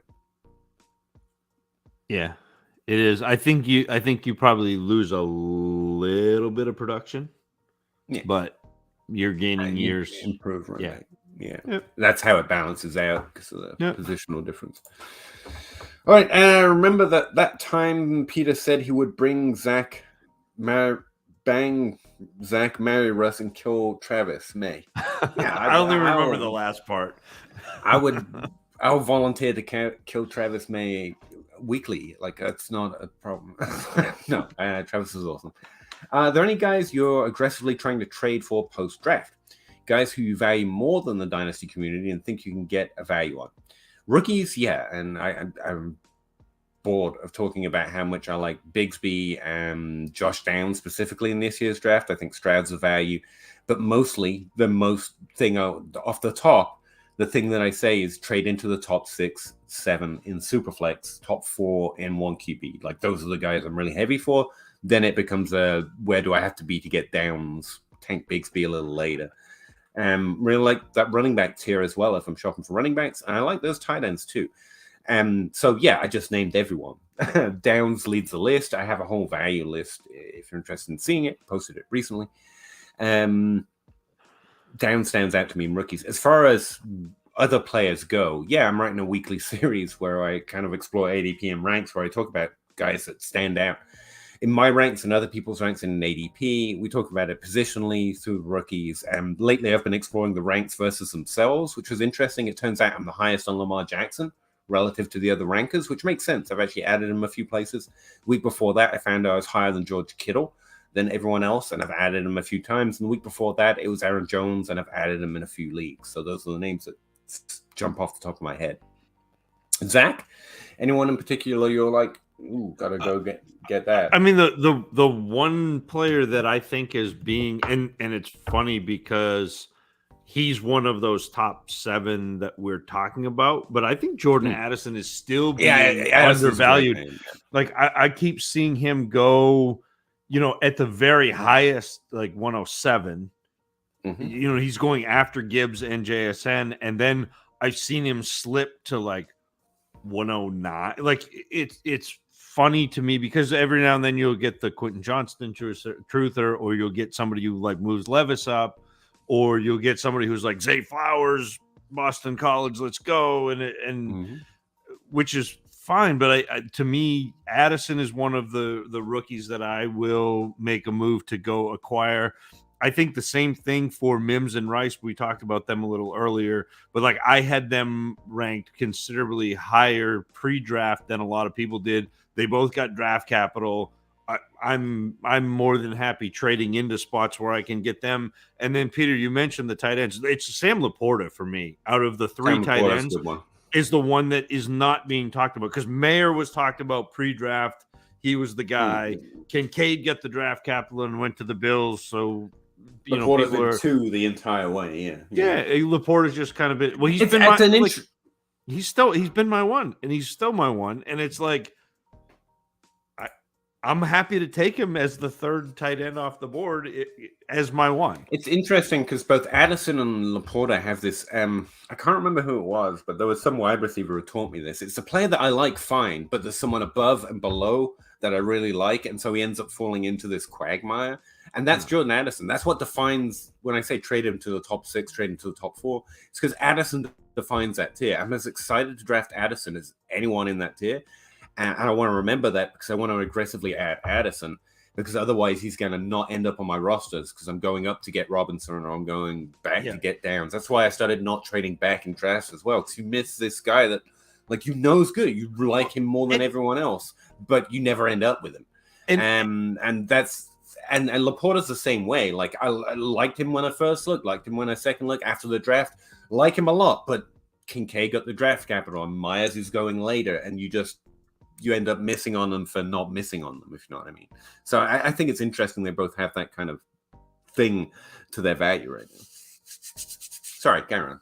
I was just going to say that, like, I have Addison post draft as my wide receiver one. Wide receiver like, one. Yeah. Like, I'll take him at 105. I took him at 105 in the in the TA 11 rookie draft. Like, I'm interested in. He and JSN were neck and neck in the pre-draft process for me. And to have Addison land in the ideal spot to me that's a win. I don't have to wait a year for JSN to do what I think he's going to do. I've got Jordan Addison who's going to do what I think he's going to do in Minnesota. So, yeah, I've added him every opportunity, basically. I've drafted Brian Robinson, Bijan Robinson, and JSN over him, and that's it. Like, and even on the clock, staring at JSN, I messaged you and Russ, I think. I was like, I kind of don't like doing this, but I'm not going to take JSN. But it's again, I want Addison just as much, but there's no point in trading back one spot to Russ because he knows. And it's rough. Cooper Cup, good. Accurate, Mr. Scampers. Thank you. Puff pass kick. This draft ruled because you can say things like, I'm going to stick my Tank Bigsby in your Puka. No, that guy. Your little Herndon hooker. Well, that sounds dirty. Johnny just got that. How creative. Mouthful of gold. Are you more likely to hoard QBs in Superflex? Best ball. More likely to hoard QBs in general. I'd say more than the average, not more than John Hogue.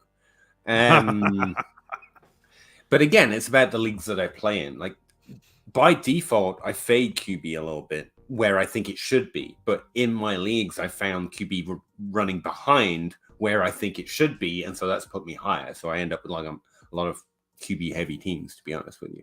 It depends on the draft. It depends on the trades available. By default, I tend to highly covet that first tier, fade the second tier, and then go really heavily after that discounted old running back Jared Goff, Christian Kirk type tier that everyone's kind of meh on.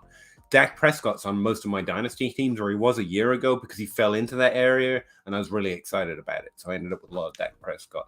So it's all about the balance between your league and where the value is. But I tend to go the opposite way a little bit. Best ball doesn't change that broadly. Not for quarterback, I don't think. It does make those deeper quarterbacks a little more viable, because that 120-point week they score, you actually get advantage of. And if you could make perfect start sit decisions with QBs, that would lead me onto more depth, less upside, because not even Patrick Mahomes puts up 20 points every week. Most weeks, but not every week. And so the depth of the quarterback position, or the deeper quarterbacks, actually have more viability, so I'm more likely to stock up there. Yeah. Okay. I've got a little baby kitten. That sounds like a win. Thank you, Open 24 Hours. I like these updates. I really do. Chandrick, maybe? Superflex tight end premium, 1.5, start 10. He's got Lamar, Levis, Trask, Brissett, AJ Brown, Tyreek, Christian Watson, trade him. Zay, Hyatt, trade him. Pollard, Rashad, James Cook, just don't roster him. A-Chain. Would you trade Tyreek for Jordan Love, Mark Andrews, and a first? Ooh, with Andrews in there, yes, probably, but I don't like getting Love. But I can trade him again. But you can, that's the thing, is you can turn around and trade Love, or, I mean, he may be your second starter at this point, because you've got Lamar and then you've got a bunch of question marks. Yeah. And Love is probably going to start. So, yeah, I think I would do that. As much as it pains me to give up Tyreek Hill, I think you're not giving up very much in scoring with Andrews because of the premium, the 1.5 point premium. Mm-hmm. And you get a quarterback back in a first. So, yeah, I think, No, I think it's a good trade. It's not ideal, but What is? yeah. I have to start 3 wide receivers and 2 flexes. I Oh, don't think that's my opinion, but it's that's gross. Bringing Zay as your wide receiver 3, although maybe Hyatt is. Who knows? Weekly you could flip. Yeah. But I mean, if your wide receiver 3 is strong, the league's probably pretty boring to you by now. You should have some weaknesses somewhere. You could also turn around and trade your 24 first for a wide. Like you could go get Juju or Myers. Make this, yeah. 10 teams for Flex League, bit of a rebuild. He has the 2, the 4, the 202, the 203, the 204. He got Richardson at the 202. Should I take Gibbs at 204? If Addison isn't there, he's the best pick. So yes, and you could even take him above Addison if you're really that way inclined. So take the best player. Rebuild or not, who else is on your team or not? But you're telling me Stroud and Young is still available in the Superflex, and I would take either of them, Young then Stroud, over Gibbs.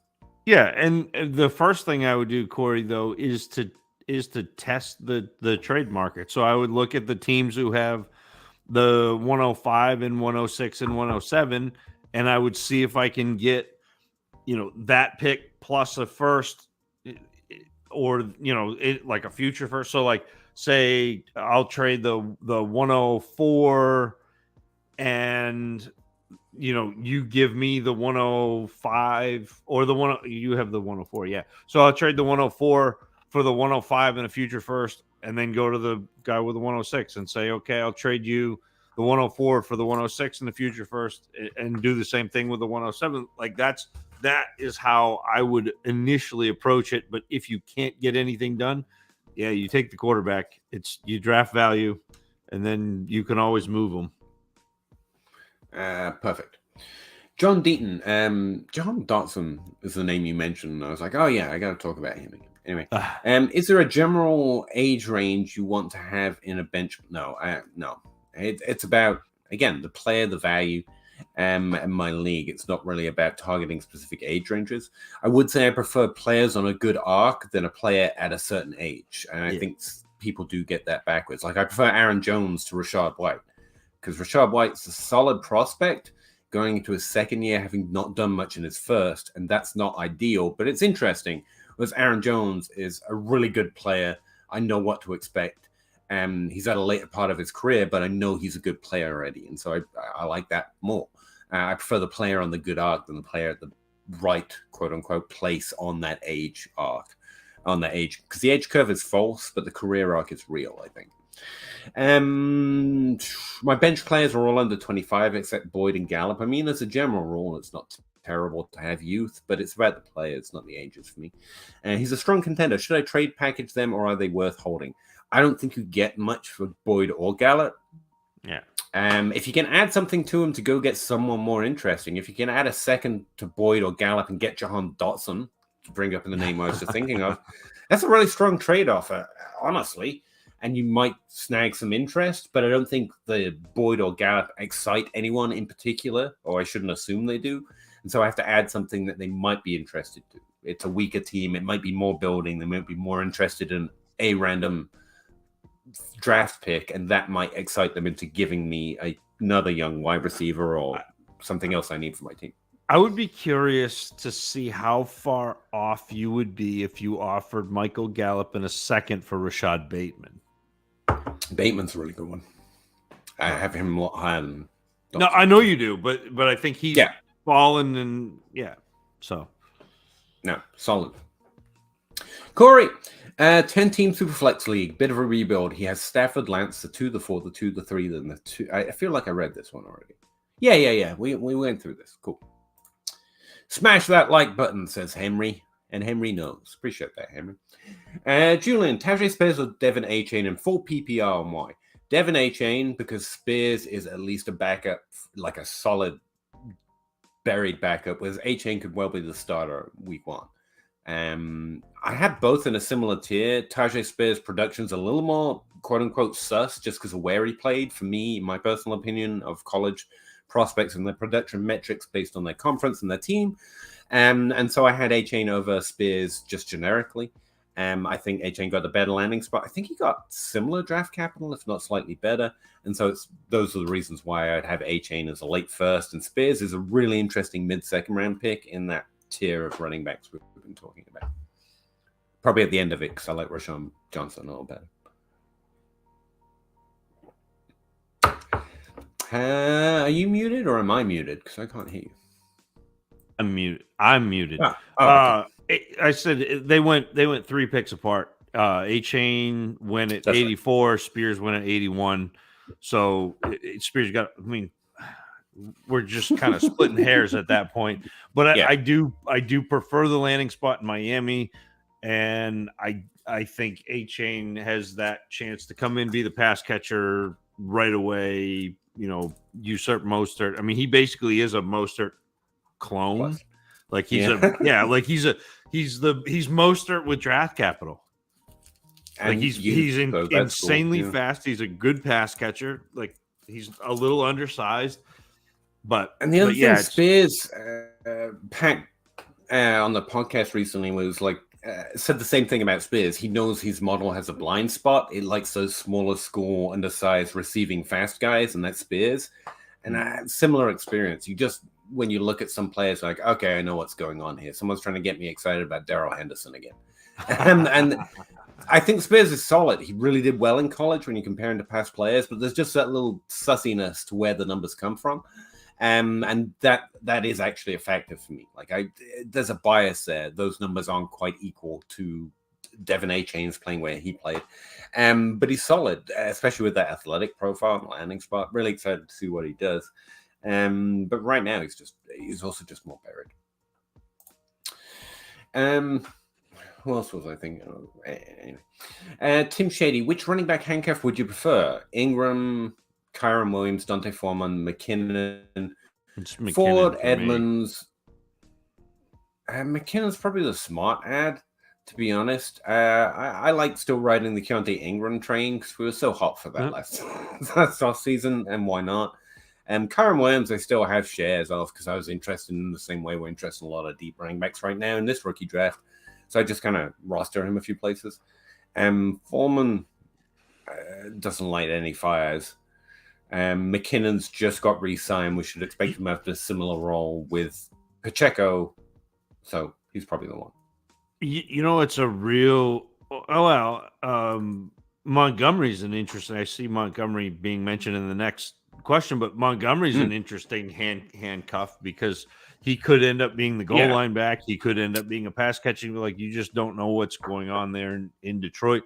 Do you know the really interesting running back who is still a handcuff because they have not traded Dalvin Cook or released Dalvin Cook is Alexander Madison. Right now, nobody's talking about him. Very quiet. That's true. Apart from the fact I happen to follow someone called Jake Anderson. Yeah, and he's right. He can't shut up about Madison. So, I've had that in my head for a while. But no, you're right. You're exactly right. Who would you draft? Sanders, Montgomery, or Connor? I mean, I would draft all three. It's about where, right? But Tyler, I think you have them in the right order here. Sanders, Montgomery, and then Connor. All three pretty decent. Yeah, I mean, Connor's probably more points than Montgomery, probably. Man. But you know, Montgomery's got the longevity, although it's a running back, so whatever. I think Montgomery's more like if you start him in the week that he does stuff, it's going to matter more to your team than the gradual eking out of points that Connor will give you. But Connor was pretty good last year when he was healthy. He's a good player too. Don't get me wrong. Like, it's just I think he's one of those thinking about James Conner. That's it. Everybody has. He was one of those guys that you could get for nothing. Who was like. Actually, like James Robinson, or who was the other guy that someone else just mentioned, Antonio Gibson kind of thing. He did something went quiet. But like James Conner was 1, 2, 3, 4, 5, 6, 7, 8, 9, 10th in points per game. 10th. Yeah, 782 yards last year with Arizona. That's cool. Yeah. But then, like he averaged 15.5 points a game in PPR. Like he was pretty good, and you can get him for nothing. I mean, Rondo Moore's really the running back I want on that team, but no, I'm kidding. Yeah, I guess it's just my Ingram love holding me back. But no, Connor's probably a smart answer. But I said what I said, damn it. Never seen Gibbs past fifth. Yeah, I mean, it happens, right? Every ADP is going to happen at some point, but I would be shocked to see him at 9. I'd just be shocked to see him at 6. Would you rather have Tyreek Hill or 24 first and a 23 third? Probably a mid first before Hill. No, Hill. Hill for a single first, basically. Yeah, it's Hill. So, Sean, I know we should fade running back, but it's less fun. Yeah, got you. I just did a startup. Got Herbert, AJ Brown, then Taylor, CMC, Barkley, Eckler. Yeah, this is what I mean. Like, especially in a draft, there's no should. Yeah, absolutely. Like, yeah, there is. Yeah, I mean, for me personally. Sorry. No, I was just gonna say, like, there is no right way to play it. There is no should. Like, you're playing the board. That's exactly what you should. That's exactly what you should be doing, Sean.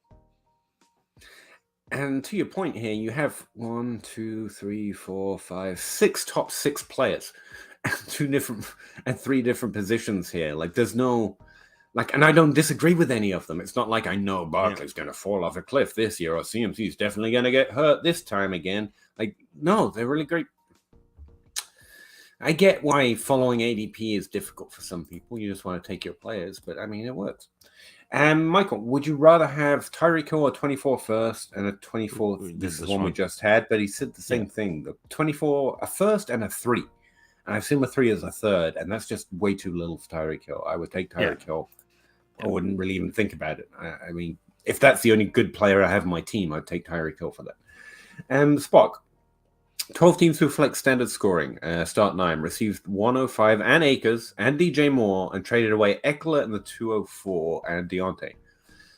I liked it all the way up to Deontay, actually. But no, it's still solid in a super flex. I think DJ Moore and Deontay are pretty comparable. Akers is worth a little more than the 204, and I'd rather have the 105 than Eckler. So I like it, Spock. Yeah. Considering the value we're giving vacated targets to Jordan Addison, I'm not. Like, you won't find someone not doing that any harder than I am. Do you guys feel the same about Tony? No, because that's not what I'm doing. It's not vacated targets. It is talent. Jordan Addison is, at least in my estimation, insanely more talented than Kadarius Toney. And so it's walking into a situation, to me, where Addison should be fairly easily the second receiver on that team. It has nothing to do with the fact that the targets are vacated. It has to do with the fact that I think he's the second best receiver in Minnesota. I don't know Kadarius Toney. Like, I don't know what he is. There's no way of me killing this argument, by the way, because, you know, as a guy who's just a moron and doesn't outscore the people arguing or whatever anyone thinks, I've taken on every argument for vacated targets that's been offered forward and taking the opposite point of view. I took the opposite point of view on CeeDee Lamb when vacated target truthers should have liked him, and I said it's going to happen despite what you just said about his target share. And I've been right every time. I've not been right. That's just what should happen. That's what has happened in the past. The things that vacated targets say should happen has never happened. Literally, it's a 0%. Like, it's not happened. And it doesn't matter. I still get you like Jordan Addison because of vacated targets. Like, I've disproven it every way it has attempted to prove itself. And I'm not disproving the notion because there's value there. It's interesting information. You're reading something. It's an interesting negative space number. But this ain't it. Jordan Addison, if he does nothing this year, will be because of Jordan Addison. And if he gets targets this year, it will be because of Jordan Addison. Like, there's no way of backpedaling the players that aren't on that team anymore into what he does in the future. So far that I can find. And again, I argued against vacated targets for CD Lamb when CD Lamb should have been a vacated targets answer. When you go back and look at where breakouts happen, it happens at a dead even rate to teams that have lost the most to gain the most targets from the previous year. Like it's literally zero sum. There's no value in predicting significant upticks in target share because CD Lamb didn't take up in target share enough that it was impressive. He just had the average 3 to 4% swing that happens in third-year breakout wide receivers. So it was good, but not Justin Jefferson-like, which is what should, quote-unquote, happen in situations where vacated targets are having an effect. But so there's almost no point in me proving it or arguing against it anymore, because if you can miss 100% of the time and then come back ball face and ask about it again, then you don't care about the result at that point. And I'm not mad at you, Equity Loan, or anyone in particular. It's frustrating because I don't think I know that much, and I definitely don't know more than anyone else. But I'm dead set. Like I can't find a way that this is wrong, and yet I can't get anyone to move on it. And I'm like, I relatively rarely am an island of one on an issue that's actually interesting and seem to be right. And I don't know how to push that over into people saying, hey, that was right. And so, yeah, that's the frustrating part. I don't know how to say it in a way that's going to, convince anyone. And Jordan Addison will play 3 levels on the field. I don't even know what the third is, I guess. No, he's talking with Kadarius. He's a Kadarius Toney guy. He's trying to get to liken Jordan Addison and Kadarius Toney. But Tony has a path, but it's a Tyreek Hill. Can he learn to do more than he's done before because of his athletic profile, making him supreme potential? And again, I'd rather take the swing on Justin Ross at their ADPs. He's just, but yeah. Anyway, backing up. Do you decrease their value in draft? Do you decrease the value in picks in a 1 QB start 12 team league? No, I think the tiers just shift more than anything else. Like you've got a top 4 instead of a top 7, and the quarterback ADP obviously changes a little bit, or where you're interested in them. Well, but I mean, compared to a 12 team and a start 10, it does decrease the value of picks. The later right first round picks, but it's because the tiers shift up. Yeah. It's like the back end of the first is less valuable because all the really interesting play. Yeah. I get what you're saying. No, you're right. There's an adjustment there. I would say it's somewhat comparable to playing in a different size league, and people sometimes underrate that. Like the difference in playing into a 10 and a 12 team league is significant. When it comes to the value of players and how much more stud orientated you need to be. Like by the time you get down to 8 teams, there's pretty much no value in rostering a top 24 player. It's just kind of there. Right. Even a wide receiver. So that 10 to 12 shift is important. And I'd probably say the Superflex has more relevance. It shifts the value a little bit more than 10 to 12, but it's somewhat comparable. I don't mind that comparison. Steven Sports Cards. I count on my league trying to pick and trade for good players. Picking and trading for bad players. There you go. Just do the opposite. Instead of drafting all the good players, draft all the bad players. There's actually, I mean, that's funny, don't get me wrong, but there's an argument for that. Look, Josh Allen fell to the end of the second round in a highly competitive, I know everything and you know nothing type league. Those were the type of guys who would still be like, you don't know anything. I've got Josh Allen because you're all idiots. But he fell there because all of us thought he was bad. And that's literally what the process is. When everyone knows something for sure, just taking, well, maybe Kadarius Toney isn't so bad for a 3rd round pick, or maybe Sky Moore's worth holding on to, even though I don't like those players' value right now, or potential value. Because I don't think it happens more often. I mean, that is kind of the process, just accepting that we don't know who are the good and bad players sometimes. I mean, that I probably went too far into your joke there, but still. Tyler Sperry. Connor. We did this one already, but I still think it's Sanders, Connor, Montgomery, but yeah. Tim, who will score more touchdowns in 2023, Pitts or Deontay Johnson? Tough call. It's a tie. It'll be a tie. They'll both score 1. Fun fact, Jamal Agnew scored more touchdowns than both last year. Yeah, that makes sense. John might be able to pivot to Derrick Henry to injury assets. Like Javonte Williams is an interesting way to go about that. That's an option I hadn't thought of. Again, it's just Williams is a maybe and Derrick Henry is a boat. It's not the way I play the position, but it's an option. Williams' injury was so serious, though. Like we expect some time to have to pass at least. Yeah, and that's the problem. Like you're with Javonte Williams, if you're a rebuilding team, John, you're waiting for him to have the rehab video so you can trade him. So, I mean, I get it, but trading into him to trade him away, like just trade him for what you trade him for. Yeah. Grand for gold. I have a good win now Superflex roster, but no QB2, which is fine. You don't need anything. The league is changing pretty much charging pretty much double to make that move. Is there any cheaper targets or tactics to get that move done? What move? Have you had your rookie draft trade into a top 4 pick? Trade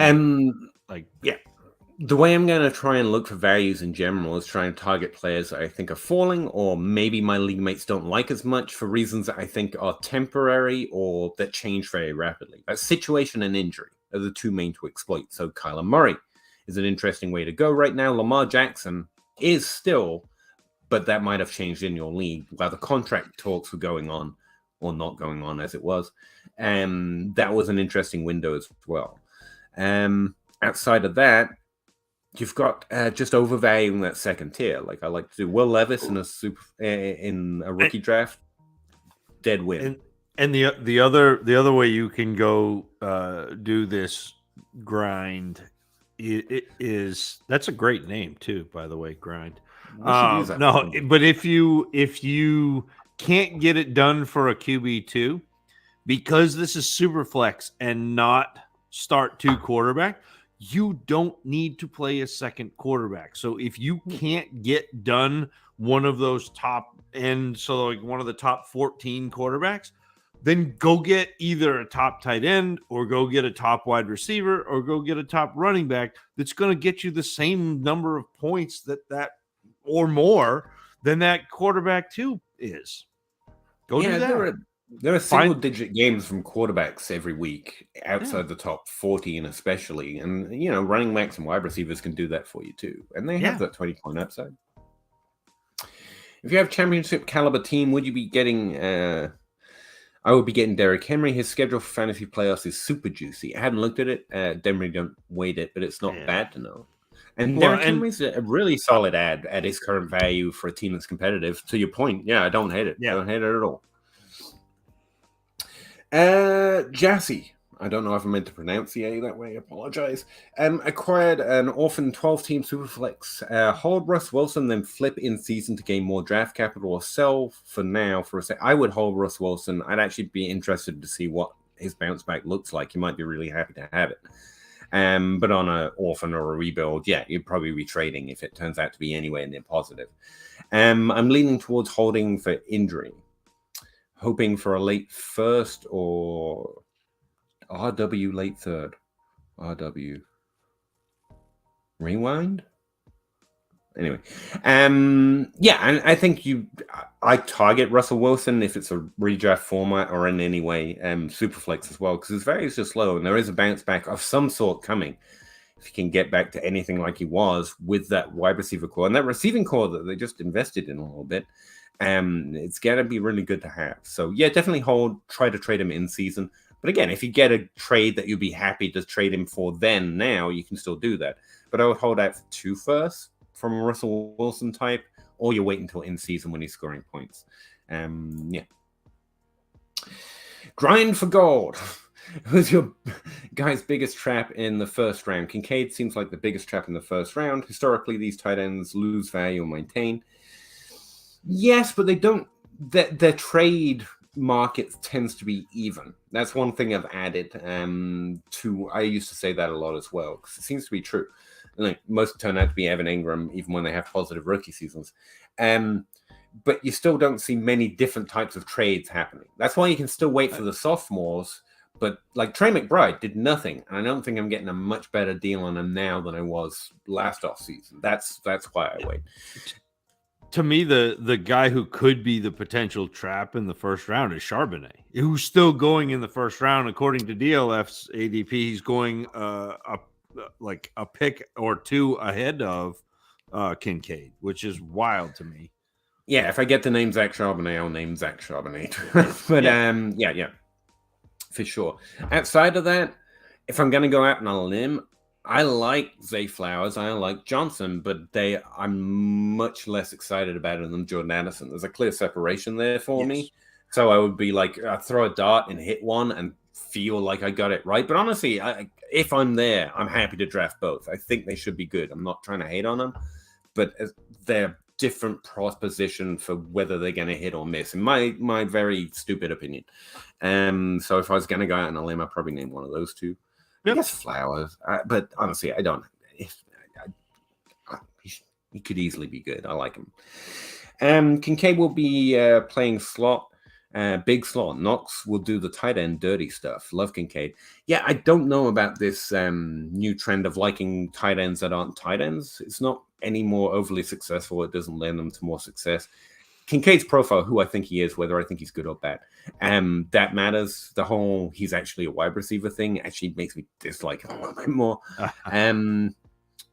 But all players have to learn to block. That's something that I do still feel pretty convinced of. Even running backs. I mean, I can't talk to IDP, but based on Hard Knocks, everyone who's at their job goes into the NFL and gets taught how to block again, because it's just it's a very big jump in terms of who you're trying to block and how, and the schemes and so tight ends and running backs, whether they're good or bad at blocking in college, are still all going to need to relearn and improve in that area. And so I'm willing to, fade it a little bit, but Buffalo seems excited about him. I'm not expecting more than like 30 targets as a good tight end one season, Eric Ebron took 4 years, and then it was still disappointing. Tim Shady, thanks, guys. Keep up the great work. Love the show. Thanks, Tim. I enjoy those comments. Thank you. Equity loan. Not enough football to go around for Laporta to be a fantasy asset. I mean, you're right. TJ Hawkinson was definitely not a top 6 tight end in Detroit in that same situation. Yeah, markets are made by the players who play them. And you want assets in good offenses. So, and I think Detroit, in spite of being in Detroit, is a really good offense. Yeah. C-Dub 46. It used to be with Detroit, everyone was arguing that what was it? Amon-Ra St. Brown only got targets because Hawkinson and Swift were on the field, when in fact they were. And now Swift was good. They're like, oh, actually, it was Hawkinson's role that's disposable. It's like, no, if they're good, the market will, if you build it, they will come, kind of. It's more of the way I see it. And I have T-Law, Tyler, and Rich, and Bryce. Would you trade Bryce in a second for DK and a first? DK at a first, Bryce at a second. I mean, it's a quarterback. Yeah, I don't mind that. Okay, I just default to you. I don't mind that. You hate it. You're pivoting off a rookie, maybe good. You've already got Lawrence and Kyler. You've got Anthony Richardson, who is a big question mark. Hope also. But you get DK, you get a first, you get multiple shots at it. I don't mind that. I don't see any reason to hate it, so I'm agreeing. Lamar was on pace for 540 pass attempts in 21. Are you guys really fading Zay? No. I'm targeting Bateman and Andrews and Lamar more than all of them. And Lamar has a higher peak and career passer rating than Herbert. Maybe the issue has been his weapons. The issue hasn't been his weapons. Bateman got injured, and Marcus Brown was fantastic in every offense they tried to roll out. in that when it was a small offense, he was highly efficient. When it became a bigger offense and he broke out again in that year, he was fantastic there too. Went to Arizona, was fantastic there, got injured again halfway through the season. Like, I don't think they've had a lack of weapons. Mark Andrews is good. Marcus Brown's been good. I think Bateman's still actually good, and they've had solid running backs to help out Lamar Jackson. It's the scheme. But they've had success with the scheme, so I'm not saying they should have done something different. But I think in context, you can see good players playing a system that's less fantasy-friendly than we'd like. And most of the inaccurate takes have been just hoping it emerges anyway. Like, maybe Marcus Brown could be top 12 and an offense that's not going to pass much. No. But then in 21, to your point, JJ Zacharyson was pointing out, talking about vacated targets, about historically low passing rates, and it was silly to expect more. And I did just a little bit, because even a little bit would have helped out Marcus Brown. And I thought there was some signs of investing in the receiving weapons, and it kind of happened. So the reason I mentioned JJ is not to say I got one right, but you're right. There are very reasonable reasons to expect lower passing, because you don't get better than JJ Zacharyson. But in context, without hoping it can be more or less than it is, I think I've had an accurate read on that offense. And this year, they seem to be going more receiver heavy, which is good for Lamar Jackson, to your point. It's more 2021. But I also don't expect it to balloon up to a Mahomes-level passing game. But I think Bateman and Andrews are already really good. Flowers, I think, is a solid prospect. I really think he should do something in that offense. But I'd be less surprised if he doesn't than, say, Jordan Addison and JSN. That's all I'm saying. And they already have good weapons. Yeah. The signal for me for that is that they want to do more in the passing game. But anyway, I think Bateman got hurt. So when we're looking at pre-draft wide receiver, it was very clearly JSN and Addison at the top. Mm-hmm. And then it was the Quentin Johnston, Zay Flowers. At least for me, it was Quentin Johnston, Kayshon Boutte, Zay Flowers. Obviously, Boutte fell off-field stuff, whatever. So, but like saying Zay Flowers is your wide receiver 4, to me is not fading Zay Flowers. Like, you gotta Shadrach. You can't be like looking at him and thinking that we're hating on Flowers because we've got him ranked behind Jordan Addison and JSN, who are two of the better prospects that we've seen come out in the last 5 years. But just to your point, Shandrick, people are expecting too little from the receiving game in Baltimore. Yes. Oh, yeah. True. Lamar Jackson's great, and I think their weapons are great. Yeah. So I think we're on the same page, to be honest, which is nice. Steb, yes. Regarding age ranges, I prefer keeping all my players 25 and under so I can name the team DiCaprio's girlfriend. Okay, fair enough. That's an old meme, but a good one. Got it. Nick Chubb plus Zach Ertz. Wow. You're going to have to go all rookies. No, it can't be 25 and under. It's got to be like 22. You might have to get in a Devy league. Okay. Drew, Nick Chubb and Zach Ertz. That's too good. For 224 first. No, Nick Chubb's more. No, those are seconds, and don't do that for seconds. No.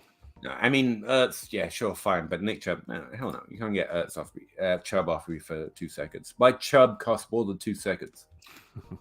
Just going to let that hang.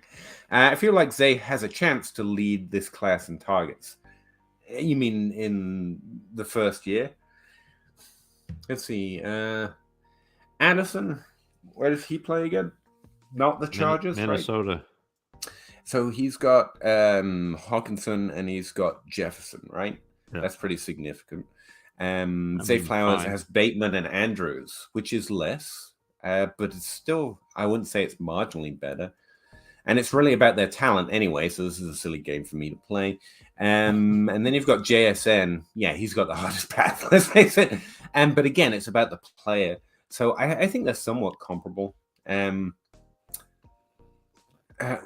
Bateman might be the weak link there. I still think he's good, but the team might have invested in Zay Flowers because they were disappointed with his injury last year. And he's very much a nuanced player. He's not a Jefferson. He's not a JSN. He's not an Addison. He's not someone who, commands alpha status. He's just great. He's good. He's nuanced. The sleepers to lead the this class this year in targets would be like Jaden Reed and Rashi Rice, because they're walking into like wide open situations. But Fair. and I think I mean, like, But again, I prefer Rice to Reed, but they're both like pretty talented. I mean, like, they're talented enough. Yeah, they're fine. I think Williams kind of benefited from an open depth chart 1 year, and he didn't have any draft. I think Rashi Rice is real good, Peter. I know we disagree on that, but I think Rice is I disagree. being slept on. Pad him or anything. I don't think he's Terrence Marshall. Terrace Marshall. He's fine. Chris Gifford, Superflex 12 team, tight end premium start 10. Derrick Henry, AJ Dillon, Michael Thomas, 23 110 and 23 411. Any thoughts? How should I counter? Okay, this is a trade offer, and I read it poorly. Got it. So it's 110 and 23 4. So it's the 110 for Henry and AJ Dillon. Henry's value's in that range, but I still want Henry over the You're about 110. a second short. Yeah. Like a high second short. Yeah. Send it back with an extra second on top. A juicy second. It's always nice to get those. I don't get those so much anymore. Team is a contender. I'm glad to hear that, man. If you got, that adds more value to Henry, but I still think there's a missing second. Well, I mean, if you're a contender, then trading for the 110 and you don't need to do that. Like, just because the trade was offered doesn't mean you have to make it work. Like, there's a reject button too. Jassy, appreciate the donation to whatever account that goes into. Really do. And you meant Russell Wilson by RW. I got you. I think we still got to where we needed. Trying to move Ridley and Harris as a package. Calvin Ridley and Najee Harris? You're just going to trade my guys away? Okay. My trade-off of both 24 first and Dotson was rejected. I'm surprised by that. Looking like be holding until a value increase in season, which is always a solid move. It's frustrating when the only move is no move. But, like, if that's Calvin Ridley, and I think it is, he's going to be worth more in season if he plays. He's a really good player. And Najee Harris is just going to be perpetually underrated because he came into the league a little older, and he did it through volume on a bad team. But as a running back, that's basically all you got. If you can suck up 30 touches a game on a team that can't score touchdowns, and he does it. So I like Najee Harris pretty well. He's still pretty early. But a first and Dotson was a solid target for someone trying to build. Like, I don't mind that energy. But I like Ridley and Harris signed, so I'd be happy to hold them. Dame Overboard. I had 12 teams who flex rookie draft where Chubb went 105. Jeez. Yeah, and maybe he's smiling everyone, perhaps. No, I take that back. There are things that are just not good to do. Like, there was no pressure to take him at 105. Like, unless he sent a trade offer to everyone else all the way down to the 112 saying, literally, give me anything, and I'll trade back with you, then that was a silly move because there's no need to make that statement, as it were. But if he's having fun, he's having fun. But I don't care because that let me draft JSN. That's a solid take. That's a solid take. That's the real benefit of it right there. Jordan Love is super cheap, I feel. He is if you need a starting quarterback in Superflex. Yeah, there's a way to see him as a value that way. Is the price really not worth the upside? I don't see a lot of upside. I see maybe starter level. He's got a job. And he might provide that that QB2 for us, And I hate to not like the guy, but all I know about him is what I know about him so far, and that would be my expectation. Love him to prove some upside, but so far he hasn't proved it. I mean, it's the old Sam Darnold went in the first round in in the class with Lamar Jackson, and was that Daniel Jones? I mean, probably. I don't remember. I'd have to look it up. There was Josh Allen, wasn't it? That was quite a class. But anyway, how important is tight end in a no PPR, no tight end premium? It's not really. There's two that matter. Even Kyle Pitts is suspect. Yeah, it's go get Andrews, Kittle, Kelsey. It's 3. Boom. Okay, there you go. 3. Is the best strategy go top 3? In general, at tight end, it's really a top 2, but you can say top 3 because right now we got Kittle. If not stream, yes. In Dynasty, streaming takes on a particular color and tone. I insist on that point. But right now, there is such a depth to the middle class at tight end, like it's no pressure. And you can get pretty deep before you're struggling to just start a fairly decent tight end. None of them compete for a flex spot, especially in this league format. So I'm not too sad. I end up starting a lot of Zach Ertz's and Austin Hooper's of the last few years because I don't care. If I can't get the top group, then it doesn't matter to me.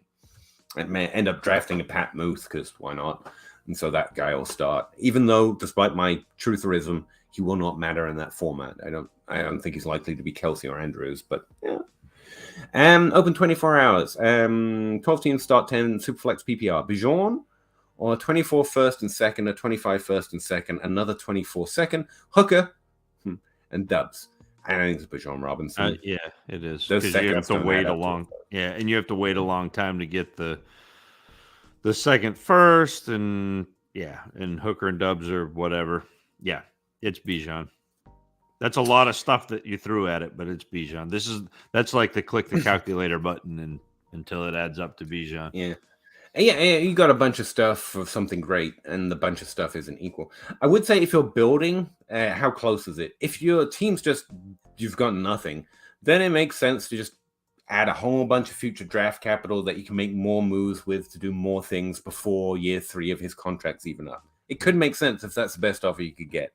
But as far as how close it is, you need to simplify, add another first, and I need at least one of them closer to now. And he says, how close is it trying to get Bijan on a contender? And this was the offer to me. If that's the offer to you, I'd take that. And yeah, I would take that. Yeah. If you're going to get Bijan for that, yeah, let's do it. Mm-hmm. And predictions on who starts for the Cardinals and Panthers. At what position? Are we talking quarterback, maybe? Yeah, who knows? I mean, right now... Young's going to start at quarterback for the Panthers. Yeah. Right? And they just took him with the first overall pick. I think that's... I have started to play with projections a little bit, but I'm not going to say they're ready or anything. Not even to that degree. Let's see. Cardinals... I think I've got Colt McCoy starting most of the season. Yeah. And then, like I say, when you go to the Cardinals, it's just Young. I just had Young start, so there you go. That's where I'm at. Thank you, gents. Love the show. Can't believe you're not in on Clayton Tune. I know, I'm a bit of a hater that way. It's a good name. I mean, part of this is I don't see a big difference in talent between this class first-round wide receivers. I understand it because they were kind of ranked the same way they were before the draft because they all got drafted back to back, which wasn't a big difference maker, which makes you pair at landing spot, and that's a dubious decision maker at best. And so, yeah, but that to me speaks to its strengths, not its weakness as a class, because we knew who was good and they got drafted really well, so we should expect things. Yeah. I also think Zare will be the most efficient. I don't know how I project efficiency, which I guess isn't sticky, but efficiency, well, it can't be sticky because there's no first point to stick, but I see your point. Efficiency matters more than people would like to admit. No, efficiency definitely matters. Like some players rely on efficiency. Aaron Rodgers' touchdown rate is a good example of that. Some players just play a certain way that not relies on, but they produce efficiency. Aaron Jones, speaking of the Packers, like that's the way he gets stuff done. With the way Green Bay has done to him. And that's just a feature of what he can do and how they use him for that reason. So efficiency isn't sticky, but players operate within certain ranges of it as well still. Like you shouldn't expect someone else to have Devontae Adams' touchdown rate or someone else to produce what other efficient yards per carry stat of Nick Chubb or whatever, even though yards per carry sucks, even in efficiency stats. But yeah, there's value to affecting it. I don't know how I predict one rookie to be more efficient than another, without a first point though. But no, efficiency is a fine thing to consider. And Waddle's a great example to your point. Addison Gunners more targets, it had been a lot more, in my opinion. Yeah, it's really rough to predict a play, especially for a rookie, because rookies tend to work into the system. There's a reason rookies are the one group of players who score more points in the last 6 weeks than the first 6 weeks. That's not typically true of any other group of NFL players. And I think that speaks to the fact they're learning and working into the job, even when they're, roster ready day one. That's still a feature. That's what was really surprising this year about Olave, about Wilson, and Drake London, who kind of did most of his work in the first 6 weeks. And I think that's kind of a positive rather than anything else. So predicting ultimate target, I care about the ultimate level of volume earned, to your point, by the end of the season, but that doesn't matter when thinking about starting them. The general rule I take away from rookies is I don't plan to start them. If my roster depends on them doing something this year, outside of value swings, which are going to happen, what's going to happen is going to happen, then my team needs to be in a situation where I don't need to rely on them doing anything in particular, because it's kind of, I don't have a great way of projecting that. Contender, 12 team Superflex, non-PPR, no PPR, tight end premium. So, tight end premium, but no PPR. Start 9. Fields, Carr, Murray, Colt McCoy, ETN, Akers, Chase Waddle, Amon-Ra, DJ Moore, Cooper and Cooks, Dolchich, Irv Smith. He has 105. Probably Gibbs, 203, 303. Thank you. Is this a contending roster? I would say definitely so. It's definitely contending. In a super flex, you've got more than enough firepower. ETN's a little sus as your running back one, but Well, and I think that's the thing. If it's not PPR, those aren't the running backs I want on a roster. Yeah, and those on the tight ends you need as well. I mean, you can make the playoffs here. I think you're making the playoffs in a 12-team league here. Don't get me wrong. But there's moves I want to make before I think of myself as someone that can start gambling for points. Yeah. If that's your question. Yeah, I'm not immediately trading Travis Kelce on this team, but I am starting to make slow moves. Yeah. I want to go get. It's a good team and it's young, and Josh Jacobs is a good odd. Yeah. Yeah, you want you actually have to angle towards touchdown guys, which is, it's what it is. Haters make money. 12 teams who flex 2 tight ends, start 11. Probably contending, but lack running back depth. Who doesn't? Is it too soon to trade away Andrews? For what? But probably. Obviously, don't want to trade away positional advantage, but who would be a fair running back for Andrews? I mean, if you're in a 2 tight end league, it's everybody. Outside of Bijan Robinson, I think every running back should be on the table if you're trading away Andrews. I'm not saying you're going to get him straight up, because that's a weird trade. People don't like valuing tight end the way we think you should. But yeah, any running back should be a potential target. You might have to work a deal where you're getting that value and they're getting something else they want. You're getting something else you want. Because again, Andrews for CMC straight up is an awkward trade for a lot of people. And also, I wouldn't do it. I'd rather have Andrews. I'm not trained for those points unless I need them, and we don't need them right now. But yeah, outside of Bijan Robinson, everyone should be on the table. It's ultimately my answer here. But how much do we know about Brace? Not much in the NFL yet, but from the college profiles, we know how well they compare to previous prospects and so on and so forth. Shouldn't we be evaluating Love like we do? That we did. We did. It's the thing. Pre-draft. We were here doing this when Love was drafted, and we were like, nah, son. And the path in the NFL, I know he's been behind Rodgers, and you can't really ding him for that, but he has started some games, and the fact he's never found any path to opportunity, like quarterbacks who come out strong do. Even when drafted, like Aaron Rodgers did earlier than Love has maybe done so far. And Love is nowhere near the prospect Rodgers was when they were drafted behind a superstar. Like, we're basing him on his college profile majoritively. Or I am, at least. Zach watching the tape. Like Shadrach, I've got the Jordan Love write-up for his rookie profile in front of me. Jordan Love is being heralded as a running quarterback who is going to be this year's answer to fill the Josh Allen, Daniel Jones archetype. He is not. In fact, Love has run for just 4 more yards in his career than Joe Burrow did in his junior year. Love is mobile. He's actually pretty good at making a 5 or 6 yard gain out of a play that looks destined for disaster.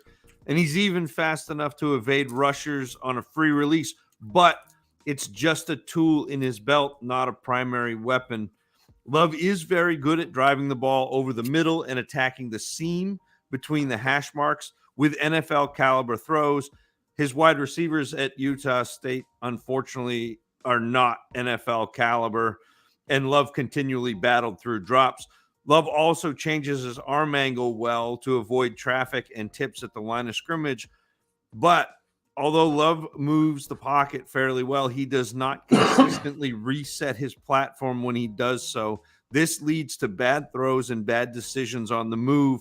The most egregious flaw to Love's game comes not down the field, but in the screen game, where he routinely takes velocity off throws to his running backs, leaving them vulnerable as linebackers bear down on them. I think Love is going to disappoint some people looking to snag that next late round superflex gem. Perhaps they should be looking at Jalen Hurts instead. That was from 2020 from my rookie evaluation of it. Let me phrase it to you this way. Just because he hasn't played doesn't make him bad, but just because he hasn't played because he was behind a superstar doesn't make him good. Yeah. We could say Colt McCoy isn't a better prospect because suddenly he's been playing behind Kyler Murray, and now Kyler Murray's gone, and now Colt McCoy's going to be great because we have expectations for Colt McCoy. Or a better comparison, I think it's a better comparison, Jacoby Brissett stepping up after Andrew Luck decided to leave the league. Jacoby Brissett, like Love, had solid aspects to his profile. He looked like a solid prospect who could run a little bit better and more than Jordan Love. And that's ultimately what he ended up being. Like a really solid backup QB2 for a team or in the league or on fantasy, to be honest, when he had a job. But it didn't make him, well, now he's been playing behind a superstar who said great things about him when he left. Now he's going to be what that superstar was. Like, just because he's been playing behind him doesn't make him a better prospect. You know what I mean? Jazzy, welcome back. Surprised me. Sorry. I'm trying to remember the trade. The Calvin Ridley and Najee Harris was to the Trevor Lawrence owner. Well, Trevor Lawrence is a more interesting target. I was able to get Stroud at 107. Really good value, in my opinion. Nice. After trading back from the 102. QB room, Mahomes, Russ, Stroud. It's a really solid QB room. And that was a really good move in your rookie draft. I think you're doing well. Like, I mean, it's just an opinion. So far, you seem to be doing pretty well. Feel free to lean on your own opinion, but I can only offer my thoughts. Offloaded Purdy for the 201, which again I think is a solid move. You can get like Levis for the 201 pretty solidly if you've probably already had your rookie draft, but yeah, that's a good value for Purdy. Getting Stroud was a big win. He falls there a lot from the impressions I'm getting. Like people are like, Stroud is, so I'll take Gibbs and I'll take Addison, and the QB just falls a little bit. I get it. Zach was making a very fair point about expectations year one are probably pretty low. Yeah. But I mean, it's a pretty solid quarterback prospect with high draft. Like, it's worth it. Yeah. Yeah. 324 first so far. Good job. Nice. What would you be trying to get for Harris and Ridley? The players you're going to have to see points from. Like, the Harris only gets traded to someone who needs a running back because he's just perpetually disliked because everyone got it wrong. I literally went toe-to-toe with another analytics nerd who literally said he was CEH in his rookie season when he was fantastic. And I still think I'm right. We develop a distaste for some players for reasons, and that kind of follows them. Sometimes it's their draft status. Sometimes it's the fact that we're just a little bit too wrong. I still have a hard time admitting Josh Allen is a QB1, really, when we come down to it, because I was so wrong on him about the way it went. So that's happening with Harris. But when he's scoring points in a season and someone needs him and they're like, oh, also, he's pretty early in his career, you can get a better trade then. And Ridley, people are going to have to see it again. People are going to have to see it. I think your instinct's right. You're going to have to see the points in season before you get something.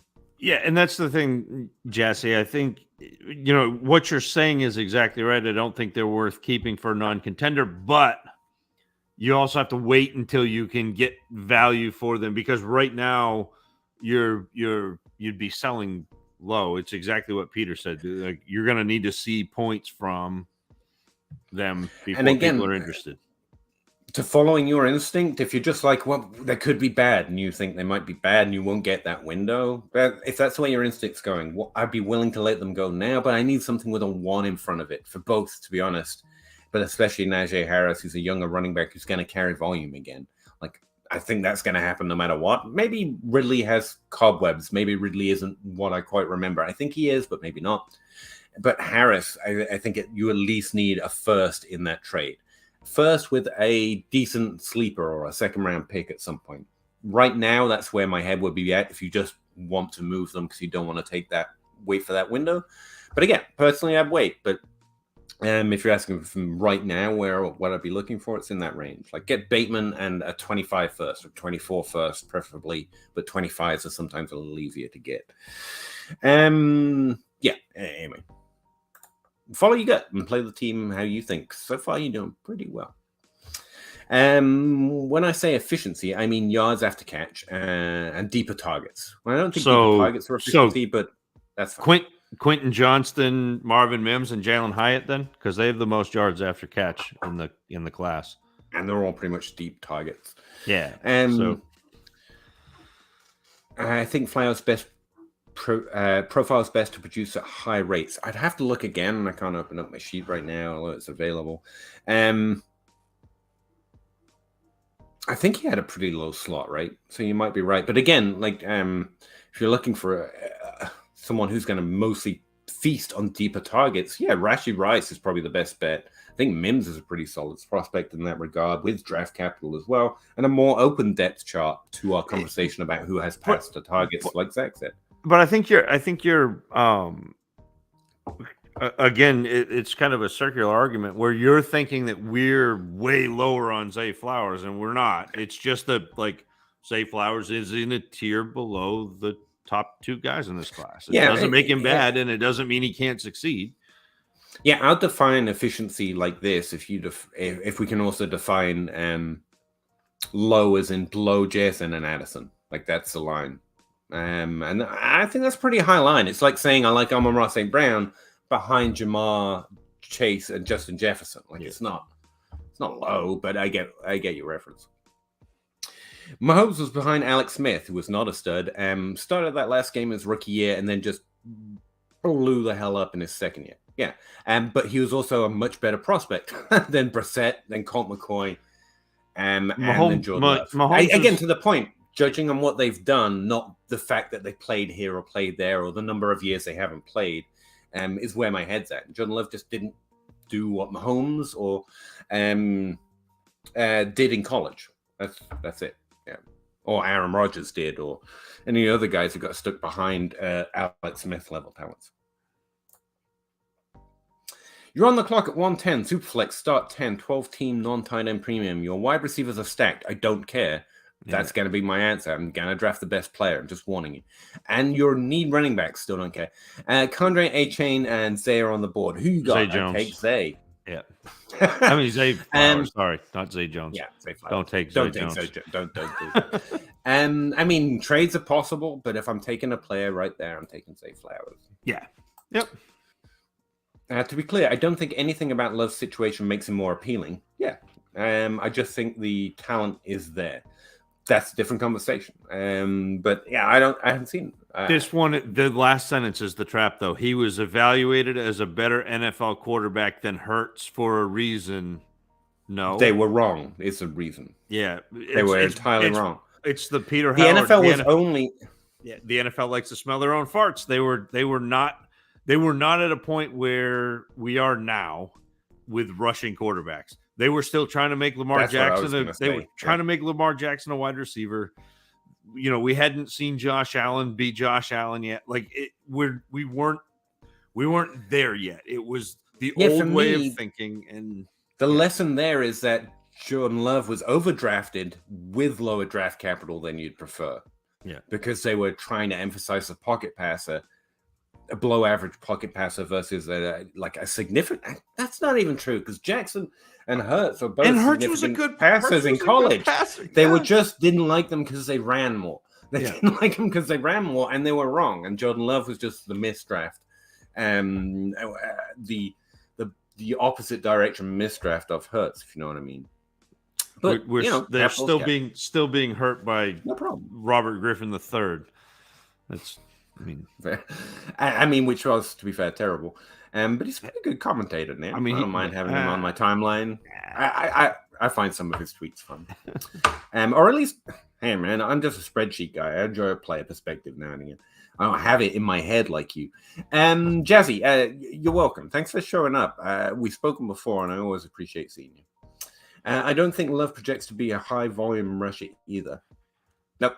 In the way everyone runs 8 to 12% of the team's rushing attempts these days, in the way Tannehill and Aaron Rodgers always had sneaky rushing upside, but not Hurts, Lamar, Cam Newton, Griffin. No, not at all. Was interested listening to Bolt's GM post-draft McCaffrey. They love Johnson's yards after catch. For Dynasty, it shows a path to early production early on if he hits with Herbert. I think getting Justin Herbert is a pure win for any of the receivers. In the same way that Aaron Rodgers is an upgrade for everyone on the Jets. Please do not misread me here. It's like being low on Zay Flowers because I don't like him as much as Addison. Like, it's clearly better. I think Herbert's actually one of the most misvalued quarterbacks right now, especially after the season and everyone thought he no longer was good. What? Yards after catch is definitely a role that offense has thrived on, and it's something he succeeded in college. So I don't mind putting those two numbers together and equaling 4, but I do know roles change when players go to the NFL. I don't know exactly what he's going to do on that team. It's nice to hear the GM expect him to do similar things, but it's not. I don't expect them to change roles, but there is an interesting common. It's interestingly common that wide receivers who excelled on deeper targets with yard after catch ability switch to more slot roles in college, and vice versa, to be honest with you. Good coaches, good teams, which I think this team is, and that coaches and that GM is, are going to find the best way he succeeds is ultimately the answer. And from his college profile, you're exactly right. But I'm not going to be surprised if he thrives more in a slightly different role. Yeah. As far as early pass to expectations, I've never really explored that for wide receivers because it's more just I'm not planning to start them, so I need to know what they have to do at the end, by the end. Yeah, bet on the good players. I did write a series last season looking at the week by week to seeing how early we knew how much. Ultimately, we know very little within the first 6 with 8 weeks, but we can identify like top 12 players fairly effectively within the first 3, 6, 8 weeks. We've got a lot locked in, but there's still a lot of change coming. Last year was a little strange, I think, based on how early lots of the rookies did something early. A lot come on, again, towards the back end of the stretch. And so I kind of still play a wait and see, but I'm not going to throw it out. That's not true, but I know I haven't studied that. And those are just roughly the things that I do know about early wide receiver expectation and don't know. Lamar won MVP the year before Love. But you were still having people say he couldn't throw and it wasn't sustainable. And it was like, I'm not arguing that Lamar Jackson is good. Lamar Jackson is great. Like he is. But it still was, people were arguing that it wasn't sustainable and it wasn't, he wasn't a good thrower. It's like the Tony argument or conversation we're having earlier. I think you're taking the parts away that you want to get to the conclusion that Love is going to be a value, because it'd be great if Love was a value right now or an upside value. And instead I start from the other end. And that whole era of drafted QBs reads different to me with that and explains now better, I think. But hell, opinions are like, buttholes, as I am. So don't worry about it. Equity loan hurts and hurt because he played last year in Oklahoma spread offense. Let's be honest. What makes Hurts great in his work is his work ethic. He was good. He's overcome all doubters and outliers. Like he was good. Like you could see Hurts coming. I mean, don't make me do the outlier speech again, and I don't evaluate quarterbacks, but I know enough to know Hurts demonstrated what he needed to do in college. Like right now, if he was in this draft class, when the NFL's moved on and it's thinking a little bit, he would not have been drafted where he is. He was just a miss. Yeah. For me, an outlier is someone who succeeds or fails having done something similar or not done similar things to people in that group. So wide receivers who have similar market share traits to successful wide receivers and then produce on outliers just because they have low draft capital. They're just a misdraft by the NFL, which happens. Or just luck, perhaps. Instead, someone like Michael Thomas, who succeeds with below average numbers, is the outlier. In the same way that players that don't succeed with good production metrics, or Leonte Carew, is an outlier. But I've managed to adjust some of those out of the group because Leonte Carew played in a particular place and a time that I now know to adjust for a little bit, similar to how the Ohio offense explains some of the Michael Thomas stuff now. But yeah, well, you can apply whatever labels you want as long as you define it, I guess. Have Justin Herbert, Quentin Johnson, Zay, and Addison available. Who should I draft? I want to stack QJ and Addison. That makes some sense. It's pretty tempting. I get that. Well, no, he said he wants to draft Quentin Johnson because he's got Justin Herbert, but Addison's available. Like, if it's me, I'm going Addison. Like, that's not even a question. But I understand where you're coming from, and again, this is where we can give you our opinion. We can give you all of the reasons for our rankings and our decision. But at the end of the day, you got to make your decision that you're happy with. And if you think that stacking Quentin Johnston with Justin Herbert, stacking in Dynasty isn't really much of a benefit. It's much more of a benefit in like best ball, that sort of thing. But if you think that's going to make you happy, then go for it. I think Addison is the best player out of the three. But I can rant about the ineffectiveness of stacking in Dynasty, especially weekly start rosters. I could rant about Jordan Addison's production profile compared to Quentin Johnson and Zay Flowers, but it's all just kind of posturing. Zach's right. You draft the player that you want. What I would do is ask yourself the question, though, just to make sure you're actually making the bet you want to make. If both succeed and you drafted one or the other, are you still happy? If both fail and you drafted one or the other and you're still happy, those aren't the right questions because in either case, you got the right answer. So instead, counterbalance it. If you draft Quentin Johnson and Jordan Addison succeeds and Quentin Johnson doesn't, are you still happy you made that pick? And that's not right. A slight. Like, if I draft Addison and Quentin Johnson succeeds, I'm still happy with that because I have this process and a way of deciding who to choose. And I think it hits fairly well. And hopefully there'll be some explanation for it future, like I was just talking about with Carew. That's why I'll be happy taking Addison over Jones. If you don't, if your process says if you draft Quentin Johnson and Addison succeeds, you're still happy, then you take Johnson and live, love, laugh. It's fine. But ask yourself that question. And if you'd rather take the chance on that stack, because that's part of your process versus whatever you think of Addison versus whatever you think of Johnson, then that's okay. Make a note of it. See how it works out this time and next time. See if it's something you want to adjust later. But that's the question. Are you okay drafting Johnson over Addison if Addison succeeds and Quentin Johnson doesn't? You can also ask yourself the reverse, but it's the same question. And whatever your answer to that is the right answer. You can't get it wrong. It's your team, your process, your live, laugh, love, you know? So, but if you're just asking me, I take Addison. And you know why? Like, I can't stop talking about why I think the things I do. And if you're interested, I got a link to a video where I spoke out the things I thought about Addison and Johnson's profile. And I got a podcast episode with Zach where he read some of his film notes on both, I think, as well. So we could even hook you up with that if you want to refresh. I can't even imagine going back and finding time links to the Dynasty Grind when we talked about this issue, because I'm not watching this for 3 hours. I don't know how you heroes do it. I don't think Hurts was the level of prospect on Josh Allen were. I think it was. I didn't think he was at the time because I don't do quarterback evaluation, but it seems to add up in hindsight and add up to the flow of the way things have gone in the NFL better. I will say that makes more sense to me. So like the whole thing, like I had a Hurts over Josh Allen.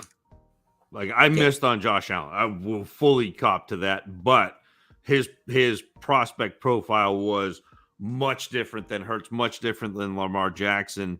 I remember him being not that much of a rusher. As much. No, as he was a good rusher. He was not very accurate. Jalen Hurts completed 67% of his passes in college. He's like he's like the 10th most efficient quarterback in FBS history, and people are like revisionist history because he got picked in the second because the NFL is ridiculous. Like if you look at the list of accolades with Hurts, you look at the statistics with Hurts, if you watched him play, like every now and again, there's just a draft pick that reminds you of it. For me, it was Stephon Diggs and Aaron Jones. I just knew those were bad draft picks. Those were too low. And when it happens, you're like, oh, so sometimes it's just that. And I think that's what Hurts sounds like to you, but to me. But carry on. No, I mean, like that's just it. Like it was such an easy, like, to see, and Lamar Jackson and Hurts both were easy to me to see. And equity loan. It was Bill Polian who said that about Lamar Jackson moving to wide receiver. Which was just ridiculous even at the time. But again, I think that's so indicative of the NFL having that mindset and then sticking to the bad process just because it's what we've always done. I mean, they're just humans, and honestly, we do similar things. I try to be as good as I can about changing faster than everyone else, but it's freaking tough, man. It took me, like I said, a minute to accept Josh Allen was going to do something I hadn't seen before again, and he did, and then he did it again, and at this point, I just feel stupid. But I mean, it's difficult to change your mind sometimes, especially when you're dealing with billions of dollars. I would imagine that makes it harder. But yeah, that's what it reads as to me. It's easy to say it's retrospect. Again, yeah, it is. You could say, but it was foresight. You can say you can read the. You can say, well, with Zach, you literally have proof that he's not doing it in retrospect. He wrote this at the time. So, like before the draft. This was before the draft. And the other part of this, the logic of here is off. All facts are not equal. You can't say the story is the same forwards as backwards when the facts directly contradict one side and don't contradict the other side. That's foresight or hindsight. Not all facts are equal. That's what that argument comes down to. And Hurts was quantitatively, at the time, more accurate than most QB prospects that come into the league. Like, by the basic definition of accuracy, that was known. And accuracy is, if accuracy was the issue, that wasn't present. Yeah, but see, Hurts hasn't done it with a rushing floor. I think he's done it by being both. Same with Lamar Jackson.